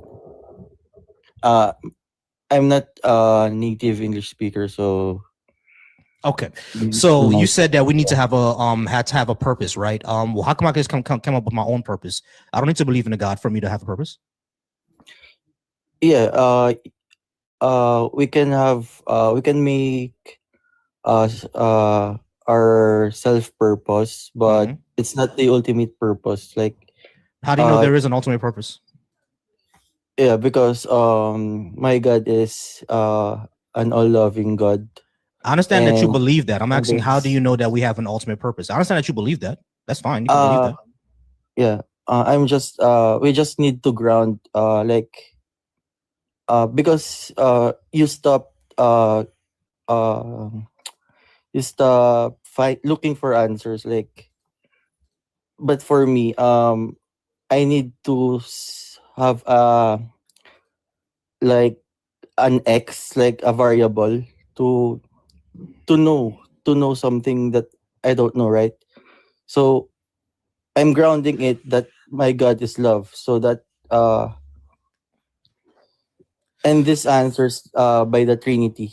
Okay, so Jens, this all sounds nice and well, right? That you believe in a God who is love and everything like that. But you also said a good reason for me to believe in a God is because we can't have purpose without it. But I can have purpose without it. I don't believe in a God, and I think my purpose is to help out my community. One of the reasons I chose to be a therapist is because I went through a time in my life where I had friends of mine who passed away. It was very, very traumatic. I witnessed a murder. It was very, very traumatic, and I had nobody to speak to. So the reason why I decided to become a therapist is because I want to give that to other people. Whenever I go out into to like participate or volunteer in low income areas, a lot of these young kids tell me about the horrible things that they've been through and have no one to talk to. I have friends who've been through horrible things, nobody to talk to, and they talk to me, right? So that's the reason I chose to become a therapist. So that's my purpose in life. I decided all that without believing in a God.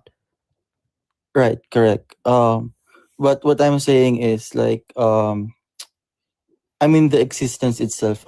Why are we here in the first place? And also you cannot have a purpose after death for an atheist. What God do you believe in, Jason's? The Trinity God. So the what? For me, this is my the God. Trinity God. Yeah. Father, Son, Holy Ghost. Oh Lord. Okay. Yeah, right, correct.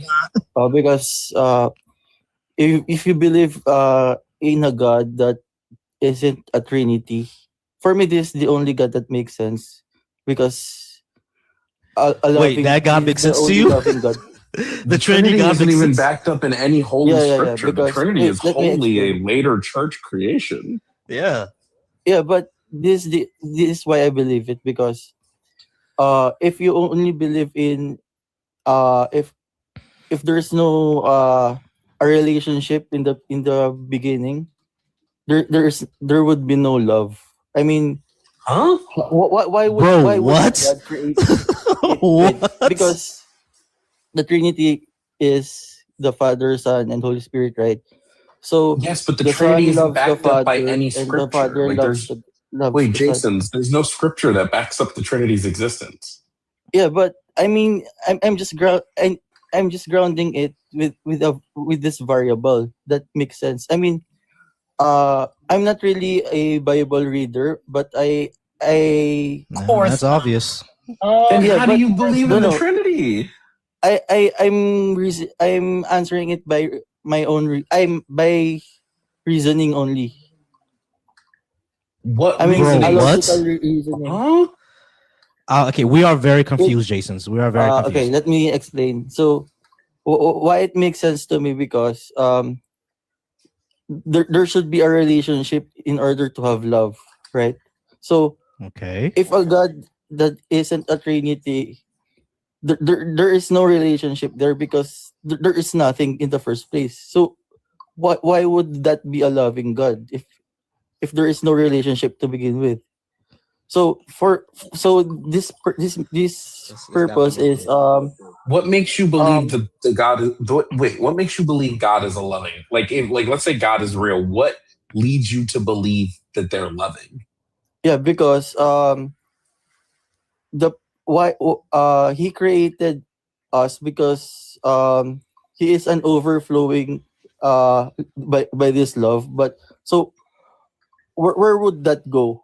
I mean, what is the most meaningful reason in order for that overflowing love?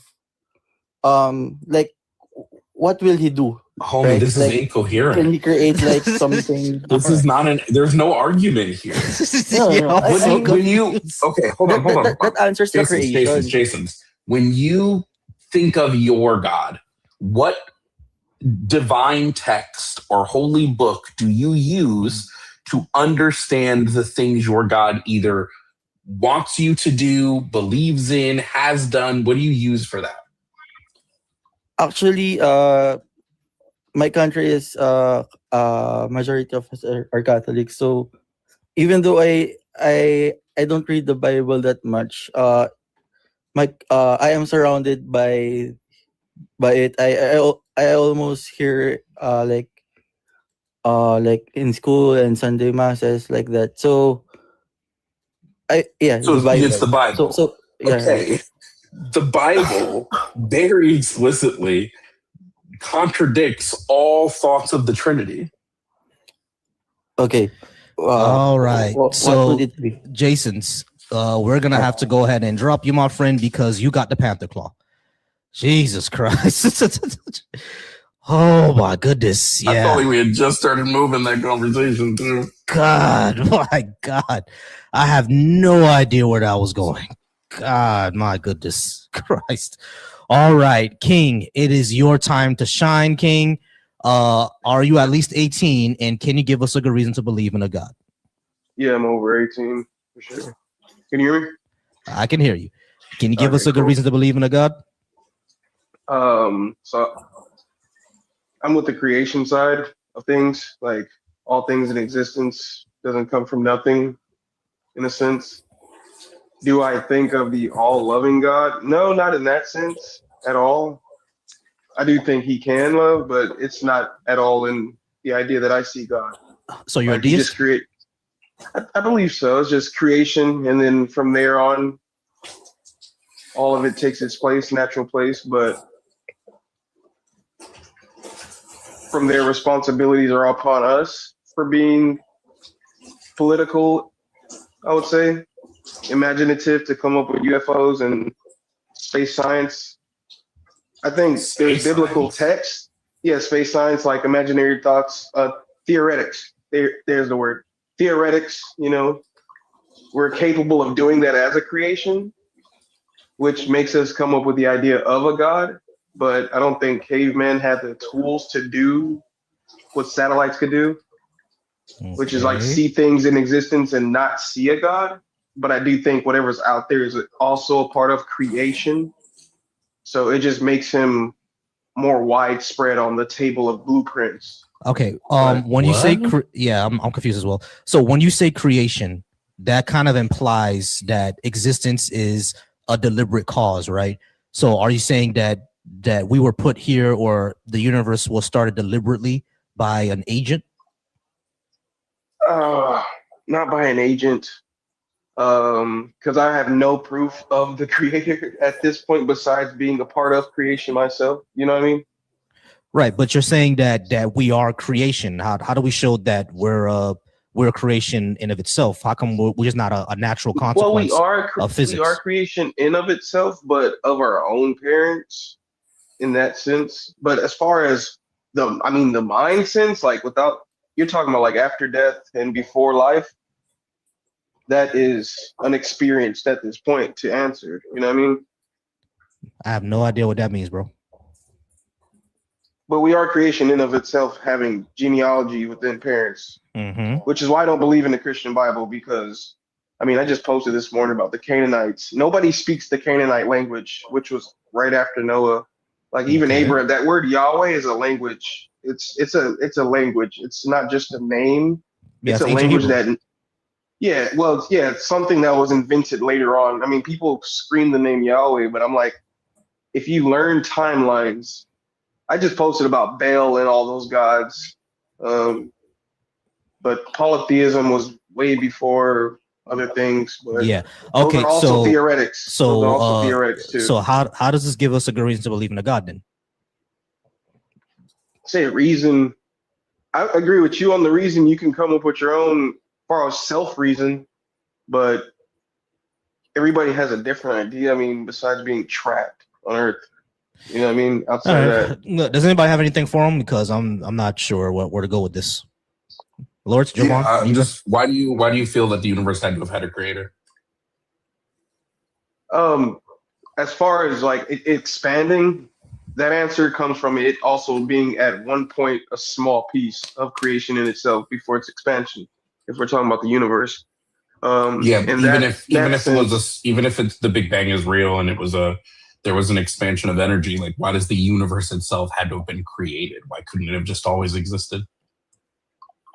I would only answer that as far as like what part of space do we play a part in? Like what part does Earth in timeline of space? Other than that, we can only start from Earth, which doesn't really answer much of what else is going on out there. You know what I mean? Huh? Bro, what? You're asking me like as far as believing in a God, that can mean God that makes aliens, other things outside of the galaxy. Like beyond space is what you're asking. God, the creator of all things. Big dog. My nigga, what? This is incoherent, dude. This is so incoherent. Okay.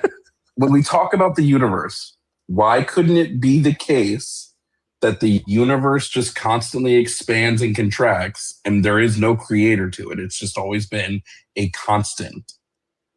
That's what I'm saying. To expand, you have to start at one point. But at what point, like who started the expansion? Like you're saying it expanded. Not necessarily. Well, it's like a spring. A spring is closed in. No, but you're something speaking that about something that has always existed can expand. Inertia? No, I'm just saying that something that has always existed can expand. Yeah, that's inertia. When something is upon its motion, it continues in that motion. But there's a logical reason why that word exists, and something had to put it in motion. Outside of, I have no idea what else isn't like that. Everything they say has a beginning, but inertia in itself is what you're talking about. Oh, okay, that's not what I'm talking about. But I mean, I guess. All right, so you're saying because the universe is expanding, someone had to start the expansion. But what I'm saying is that, well, number one, what Jovan said, it could always be expanding and contracting, and we have no idea why, or it's always been that way. Or number two, it could be a natural process that we simply don't understand yet. Why does it have to be a who?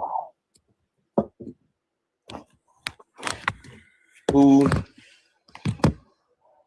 I can't say like it did it on its own. Like I guess you could just say the universe did it on its own, but that will make you answer the question from previously that you're living in it. If it's doing it on its own, then you're living in it. Like you're a part of its creation of itself. Which goes back to I mean, I don't want to say I'm a God. I'm not a believer that I am a God. Like I think I'm a part of its creation, which goes back to you saying universe is your God because you're a part of the universe is expanding upon itself. So you're answering that God is the universe which you come from that started its own expansion. No. Okay, I think you misunderstand how the Big Bang works. When a lot of energy gets compacted really, really tightly, it will expand on its own because the energy is compacted super, super tight. Mm-hmm.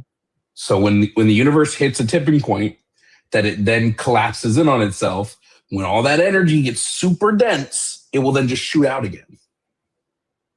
So this is like a marble hitting a trampoline, but no matter what, the same weight that it goes downward makes it go up the same height that it needs to go back down. But you have no beginning on who drops the ball or how tight somebody pulled the string down. Okay. So you're saying because something had to have been the cause, you're saying that's God. Well, what caused God? I wouldn't think he has a cause if he's all powerful, unless you're on. So wait, but the thing of my relationship part of that creator. This is my issue. You're saying the universe can't exist without cause, but God can exist without cause. Just take the same properties you put on God and place it on the universe. That's what I did earlier, but that was the answer of our creation of us being coming from the expansion. But that would make God the universe, or universe the God.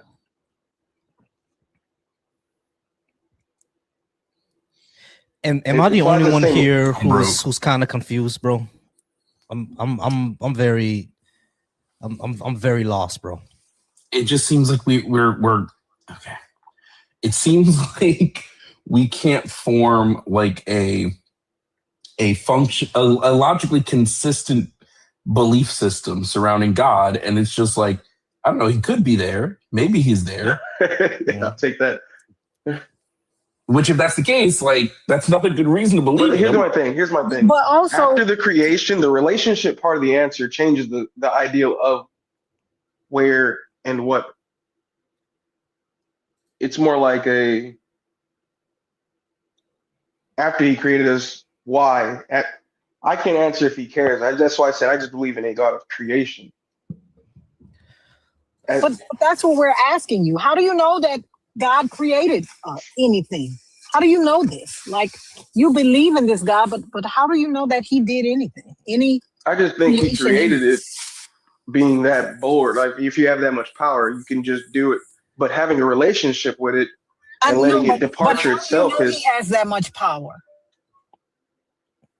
Where do you get what I'm saying is something to move in a pattern of nature without all of space, even on Earth itself. No, listen to what I'm saying. But listen to what I'm saying. How do you know that God has any of this power that you're talking about?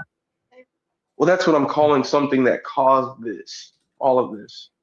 All right. You can call it the big blame. Right. So the question then becomes, King, how do you know that it was something with a will or agency and not simply a natural process that we don't understand yet?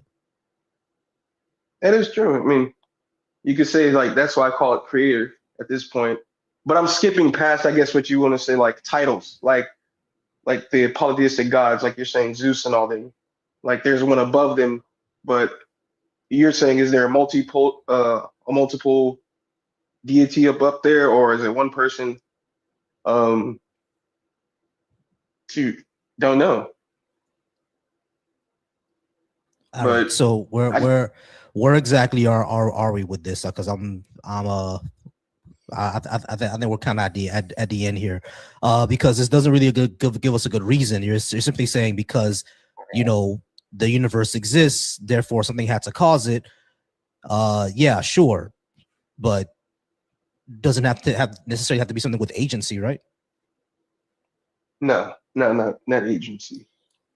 I'm still on the camp of if God can be a constant, the universe can be a constant. Yeah, same. Yeah. All right. So, King, appreciate you being up. All right. So I got to move on, and it's gonna be the last two for the night, y'all, because I promised my wife by around 9 o'clock, and she's gonna beat my ass if I don't do that. I'm sorry. I'm playing. I'm not in an abusive relationship, y'all. So I'm not an abusive one. But all right, y'all. So just for a quick commercial break, I do appreciate you all being up. Shout out to Lords and Jovan for being great guests. Yeah, I remember to follow Jovan. Great, he has great debates, debunks conservative talking points all the time. Appreciate him. Y'all make sure to follow Lords. Lords has great arguments all the time. Appreciate her as well. We're at 22K likes. Let's try to get to 25 by the end of. We talked to, I think I'm sorry, what's your name? Just Diva? Oh, Just the Net. I like the name, Just the Net. All right, Net. How's it going, Net? We're gonna get to 25K likes, y'all. By the time we talk to Just the Net. Remember, y'all, the Black Atheist Skeptics and Humanists Cookout is going down next year in June. I hope to see you all out there, and I will be going live about it before the year's end, so we can get some more information. I do appreciate y'all. All right, Just the Net. Are you at least 18, and can you give us a good reason to believe in a God?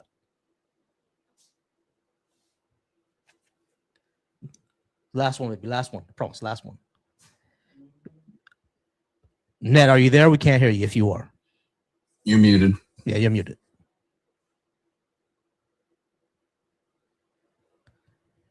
There you go. My apologies.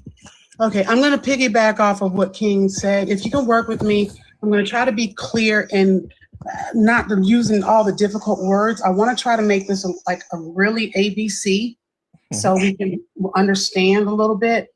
But science does prove God, number one. I think the problem has been terminology and language, okay? Because if we look at what God means, the actual true meaning of God, it is source, the source of, right? But what the confusion is that everybody has their own understanding of who they choose to be source or what they're worshiping or what that God is. So that can become very confusing. But the God I'm talking about is the actual source, meaning the I am that was presented biblically. Shout out to the TBV raid. Shout out to the TBV raid. Shout out, y'all.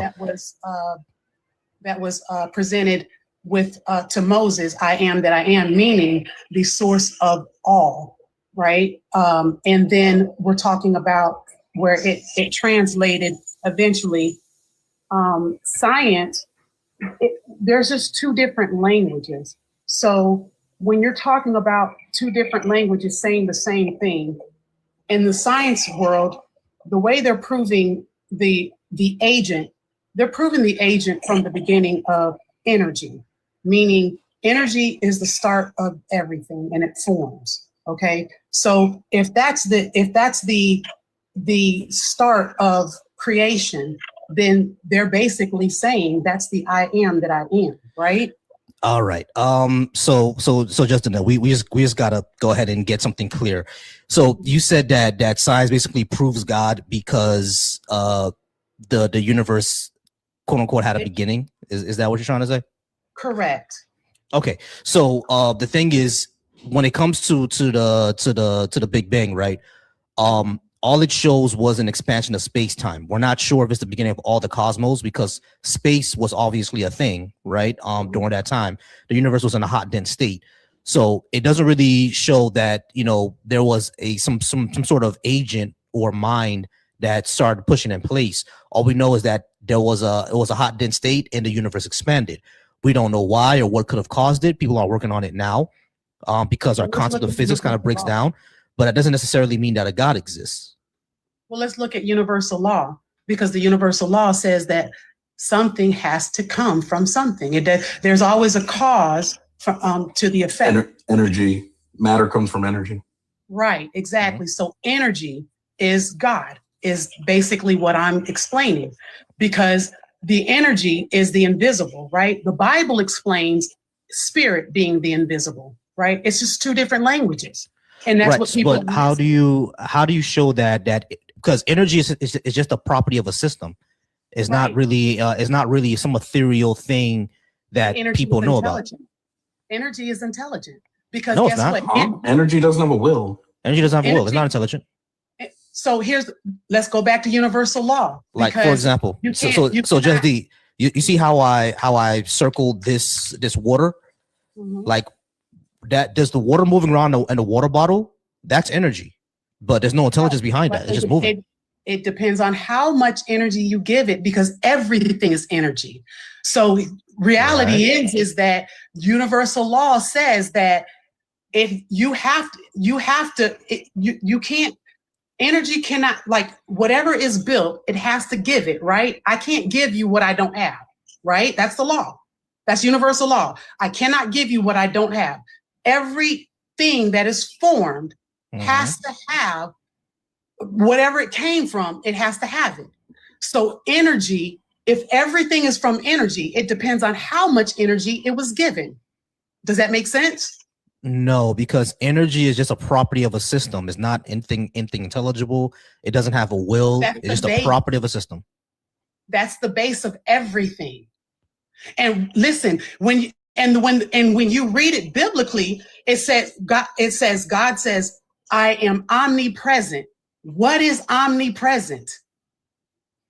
Yeah, but so what? I know that we understand that the Bible makes claims of a God being omnipresent, but that doesn't mean that God is energy, or that energy is God, or that a God even exists. Like, yeah, the Bible can say What that, I'm saying is that but the Bible also says that the sky is a firmament, and we know that's not true. So here's the thing. What I'm showing you is the comparison of when people are reading the Bible and when science is proving things, it's pretty much in line. So what I'm saying is, for example, science has disproved a lot inside the Bible, but it has not. A whole lot. It has not. It disproves. It literally disproves the first story of Adam and Eve. Like, that was the first humans. Like, okay. Let me show you Adam and Eve. Adam and Eve, right? It started off of one soul being, right? Did it? Did Adam and Eve start off in the Bible? It shows that it started from one soul being, correct?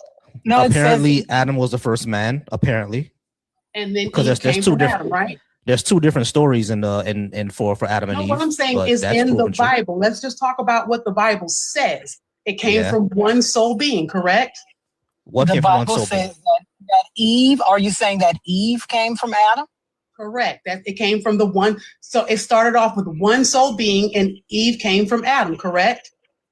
Okay. That's the claim. Yeah. That's what the Bible says. Okay. So the thing is that, like, people ask why, and what I started to understand was that the Bible is literally a map of the evolution of humanity. People look at the bits and pieces of how of all the different stuff that happens, but they're not looking at the evolution of how humanity evolves. It can't be so right. Right. I'm going to show you, though, because I'm going to show you how it does cause and effect. Because here's the thing.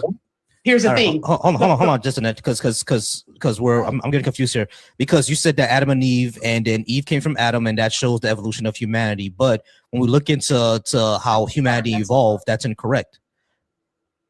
I'm going to show you. Because all the Bible humans also says we have different numbers of ribs, and science has proven that's not true. That's not true. Exactly. So that's one problem. But the second problem is that if Eve came from Adam, we would expect all fetuses to be male first, but they're not. All fetuses are female first, which means that the Bible got something wrong there. We couldn't have all came from a man. We had to had all come from a woman first. So listen, the original the original writings in the Bible, this is the problem, because everybody looks at the ribs like it came from Adam's rib, but that is not what the original Bible is stating. The original Bible states that it came from Adam's side. So it really is stating that that's why you get soulmate. See, the thing about it is translation. This has been the problem. Translation and vocabulary has been the problem.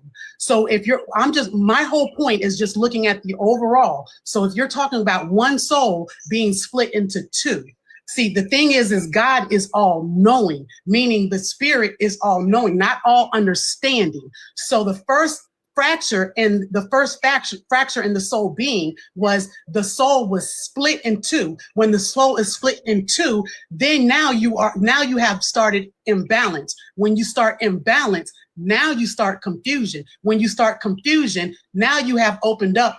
Wait, back up. How does this show anything about evolution? Because you're talking about souls and stuff like that, because there's nothing with but also, Volcy, there were other people in the Bible. There were. Right? There were other people besides Adam and Eve, because where did Cain or Abel, whichever one, where did they get their wife from? Yeah, exactly. Into incest, technically, but also Adam has a second wife. Lilith, not right? Eve, but Lilith. Yeah. Yeah, there's that too. There were other people, right? There were people in the land of Nod. So what I'm showing you is I'm not showing you that the Bible is just giving you stories to show you how humanity evolves. And a lot of times people are looking at the circumstances of this came first, this came first, this came first, this came first. But that's not what I'm saying. What I'm saying is at the very beginning, it shows you how God created the one being to split into two. And what I keep trying to show you is how that when you created separation, you created imbalance. When you create imbalance, now you're what you started doing is you're teaching. That's the first beginning of you teaching. All right, so Danette, I'm sorry, Danette. I got to interrupt because we're really not getting anywhere. This is getting into preach mode. You're simply saying when you create two things, it creates imbalance, et cetera, et cetera. This doesn't show human evolution at all. Like it really doesn't. When you're saying, hold on, evolution. when you're talking about human evolution, what exactly are you talking about? Are you talking about us going from primates to more anatomical humans, or what are you talking about? Separate to create. That's my point. And because of the simple, you had one soul, but one soul can't create. You need two beings. Hold on, to create. Danette, stop, Danette. You need to show a soul actually exists first. You haven't shown that. Also, there were other people besides Adam and Eve. Yeah, there were other people. Again, the Bible is just showing you how creation starts and how creation finishes. And it also goes by to what science is showing you about creation. Because if you're talking about science doesn't show that creation needs two. It just shows that sexually dimorphic species need two. So asexual species only need one. Does science not show you that you need two people to create? No, you don't. Mammals do, because we produce sexually dimorphic. There are tons of creatures that produce asexually, that produce with one. But we're talking about humanity right now. But if God created everything, then he didn't just create us. Well, of course. But what I'm saying, you're just saying, give you a good reason to believe in God, right? So I'm just talking about one aspect of what God does. But we already know that energy starts with everything. Danette, here's a problem. You're simply making claims. You're simply saying that, you need a soul to do this, and you haven't shown that a soul exists yet. You're saying that energy is God. You haven't shown how that's the case yet. You're simply saying this is how the Bible shows how human evolution works. It doesn't at all. Yeah, I mean, so it's like, where are we kind of going with this? Because when you're talking about human evolution, are you talking about biological evolution? Oh, wait. Are you talking about biological evolution, or are you talking about like civilization, like evolution? Which one are you talking about? Does God not mean the source to create? I don't know what God means. It's up to you to describe that. We created these words. So when we created the word God, what was the word God? It was just a title. It was just a title. A title of what? It's a title of a title meaning a being that has powers basically over humanity. That's really all it meant. It was a title. I will give you the exact meaning of the word God. The word God means. All right, but Danette, that doesn't matter. That doesn't matter. How do we show that a God actually exists? Because and why should we believe in it? God exists because that is what the word means. The word means to the source of creation. Hold on, Danette. Just because I believe in, I accept the scientific method, but the scientific method does not show that a God exists. Does science prove creation? No. Wait, before we get away from it, the original Hebrew El or Elohim literally means like strong one. Yeah, that's all it means. It doesn't mean source. It means strong one or powerful one. When you say creation, what do you mean? When you say creation, what do you mean? Part of the definition. That's not the entire definition. Hold on, Danette. When you say creation, because we gotta get off soon. When you say creation, what exactly do you mean? Because people usually just mean like we were put here deliberately. The source to create. What does that mean? What does that mean? Meaning this is the foundation, the origin to create, the original. Right, but you're using the same words. What does that mean? What does what mean? You don't know what source. When you say this, No, when you say the source, what do you mean by the source?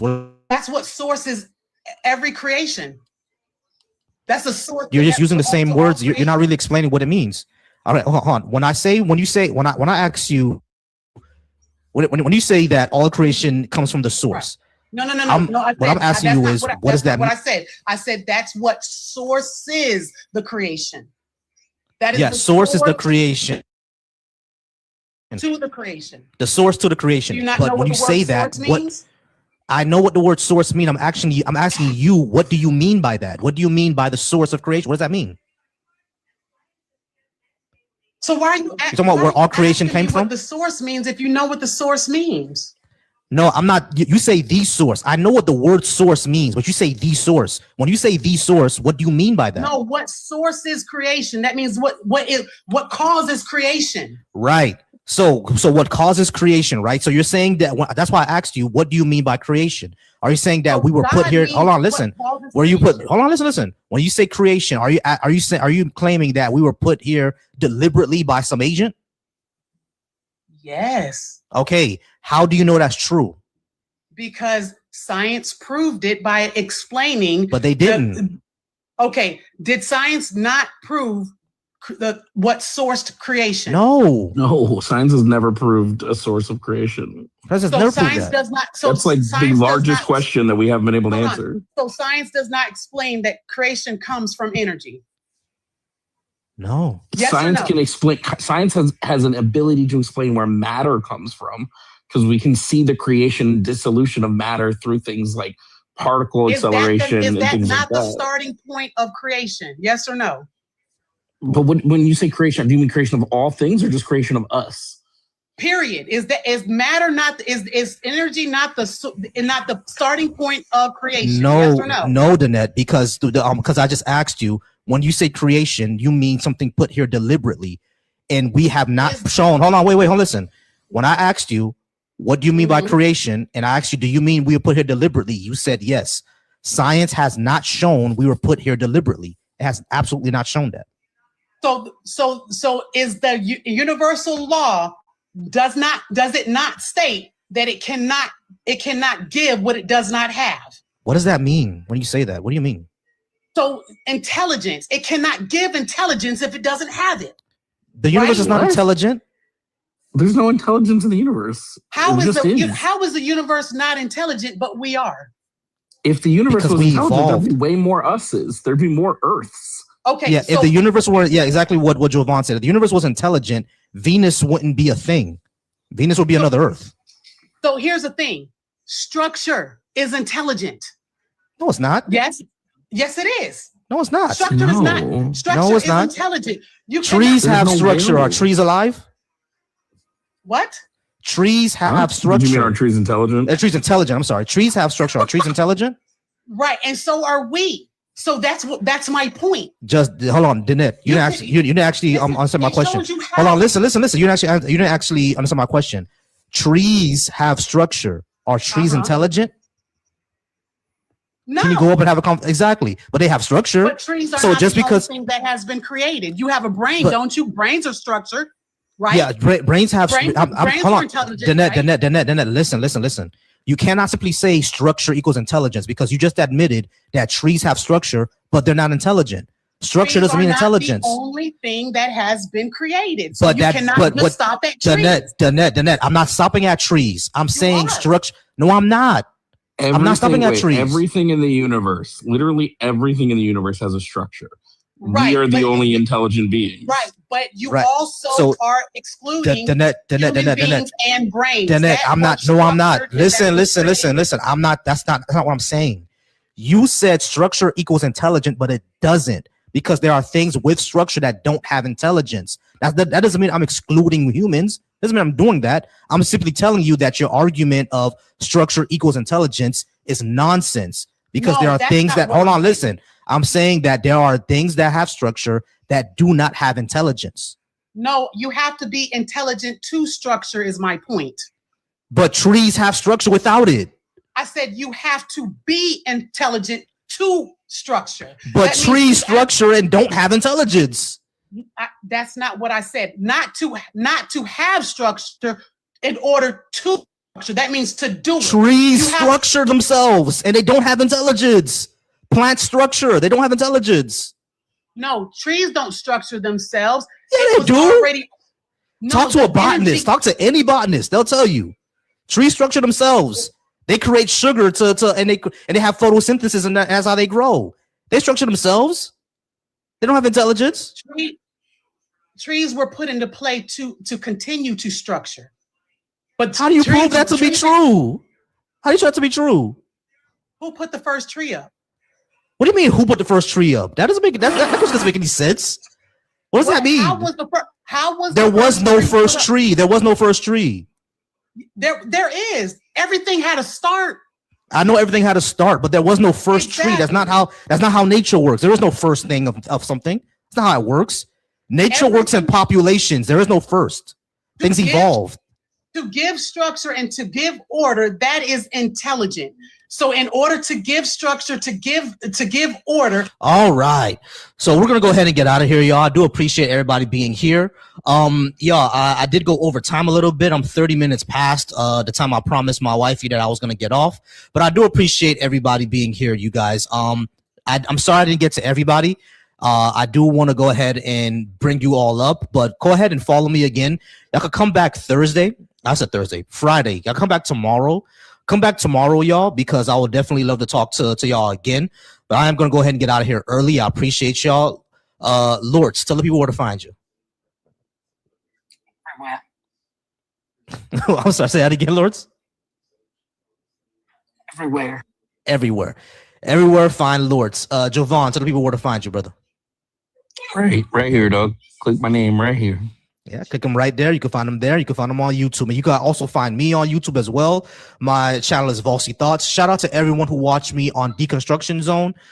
You guys are amazing. Shout out to y'all. Shout out to everybody who watched me on Volcy Thoughts. Shout out to y'all. And shout out to everybody who watched me on the Black Atheist Coalition. You guys are amazing. Shout out to y'all. Y'all wonderful. We did get to the 25K like goal. Go ahead and follow me because I'm going to be live tomorrow. We're doing this Thursday through Sunday. This is my religion week. Next week is going to be my politics week. You guys are amazing. I appreciate y'all. Y'all have a good night. Love y'all.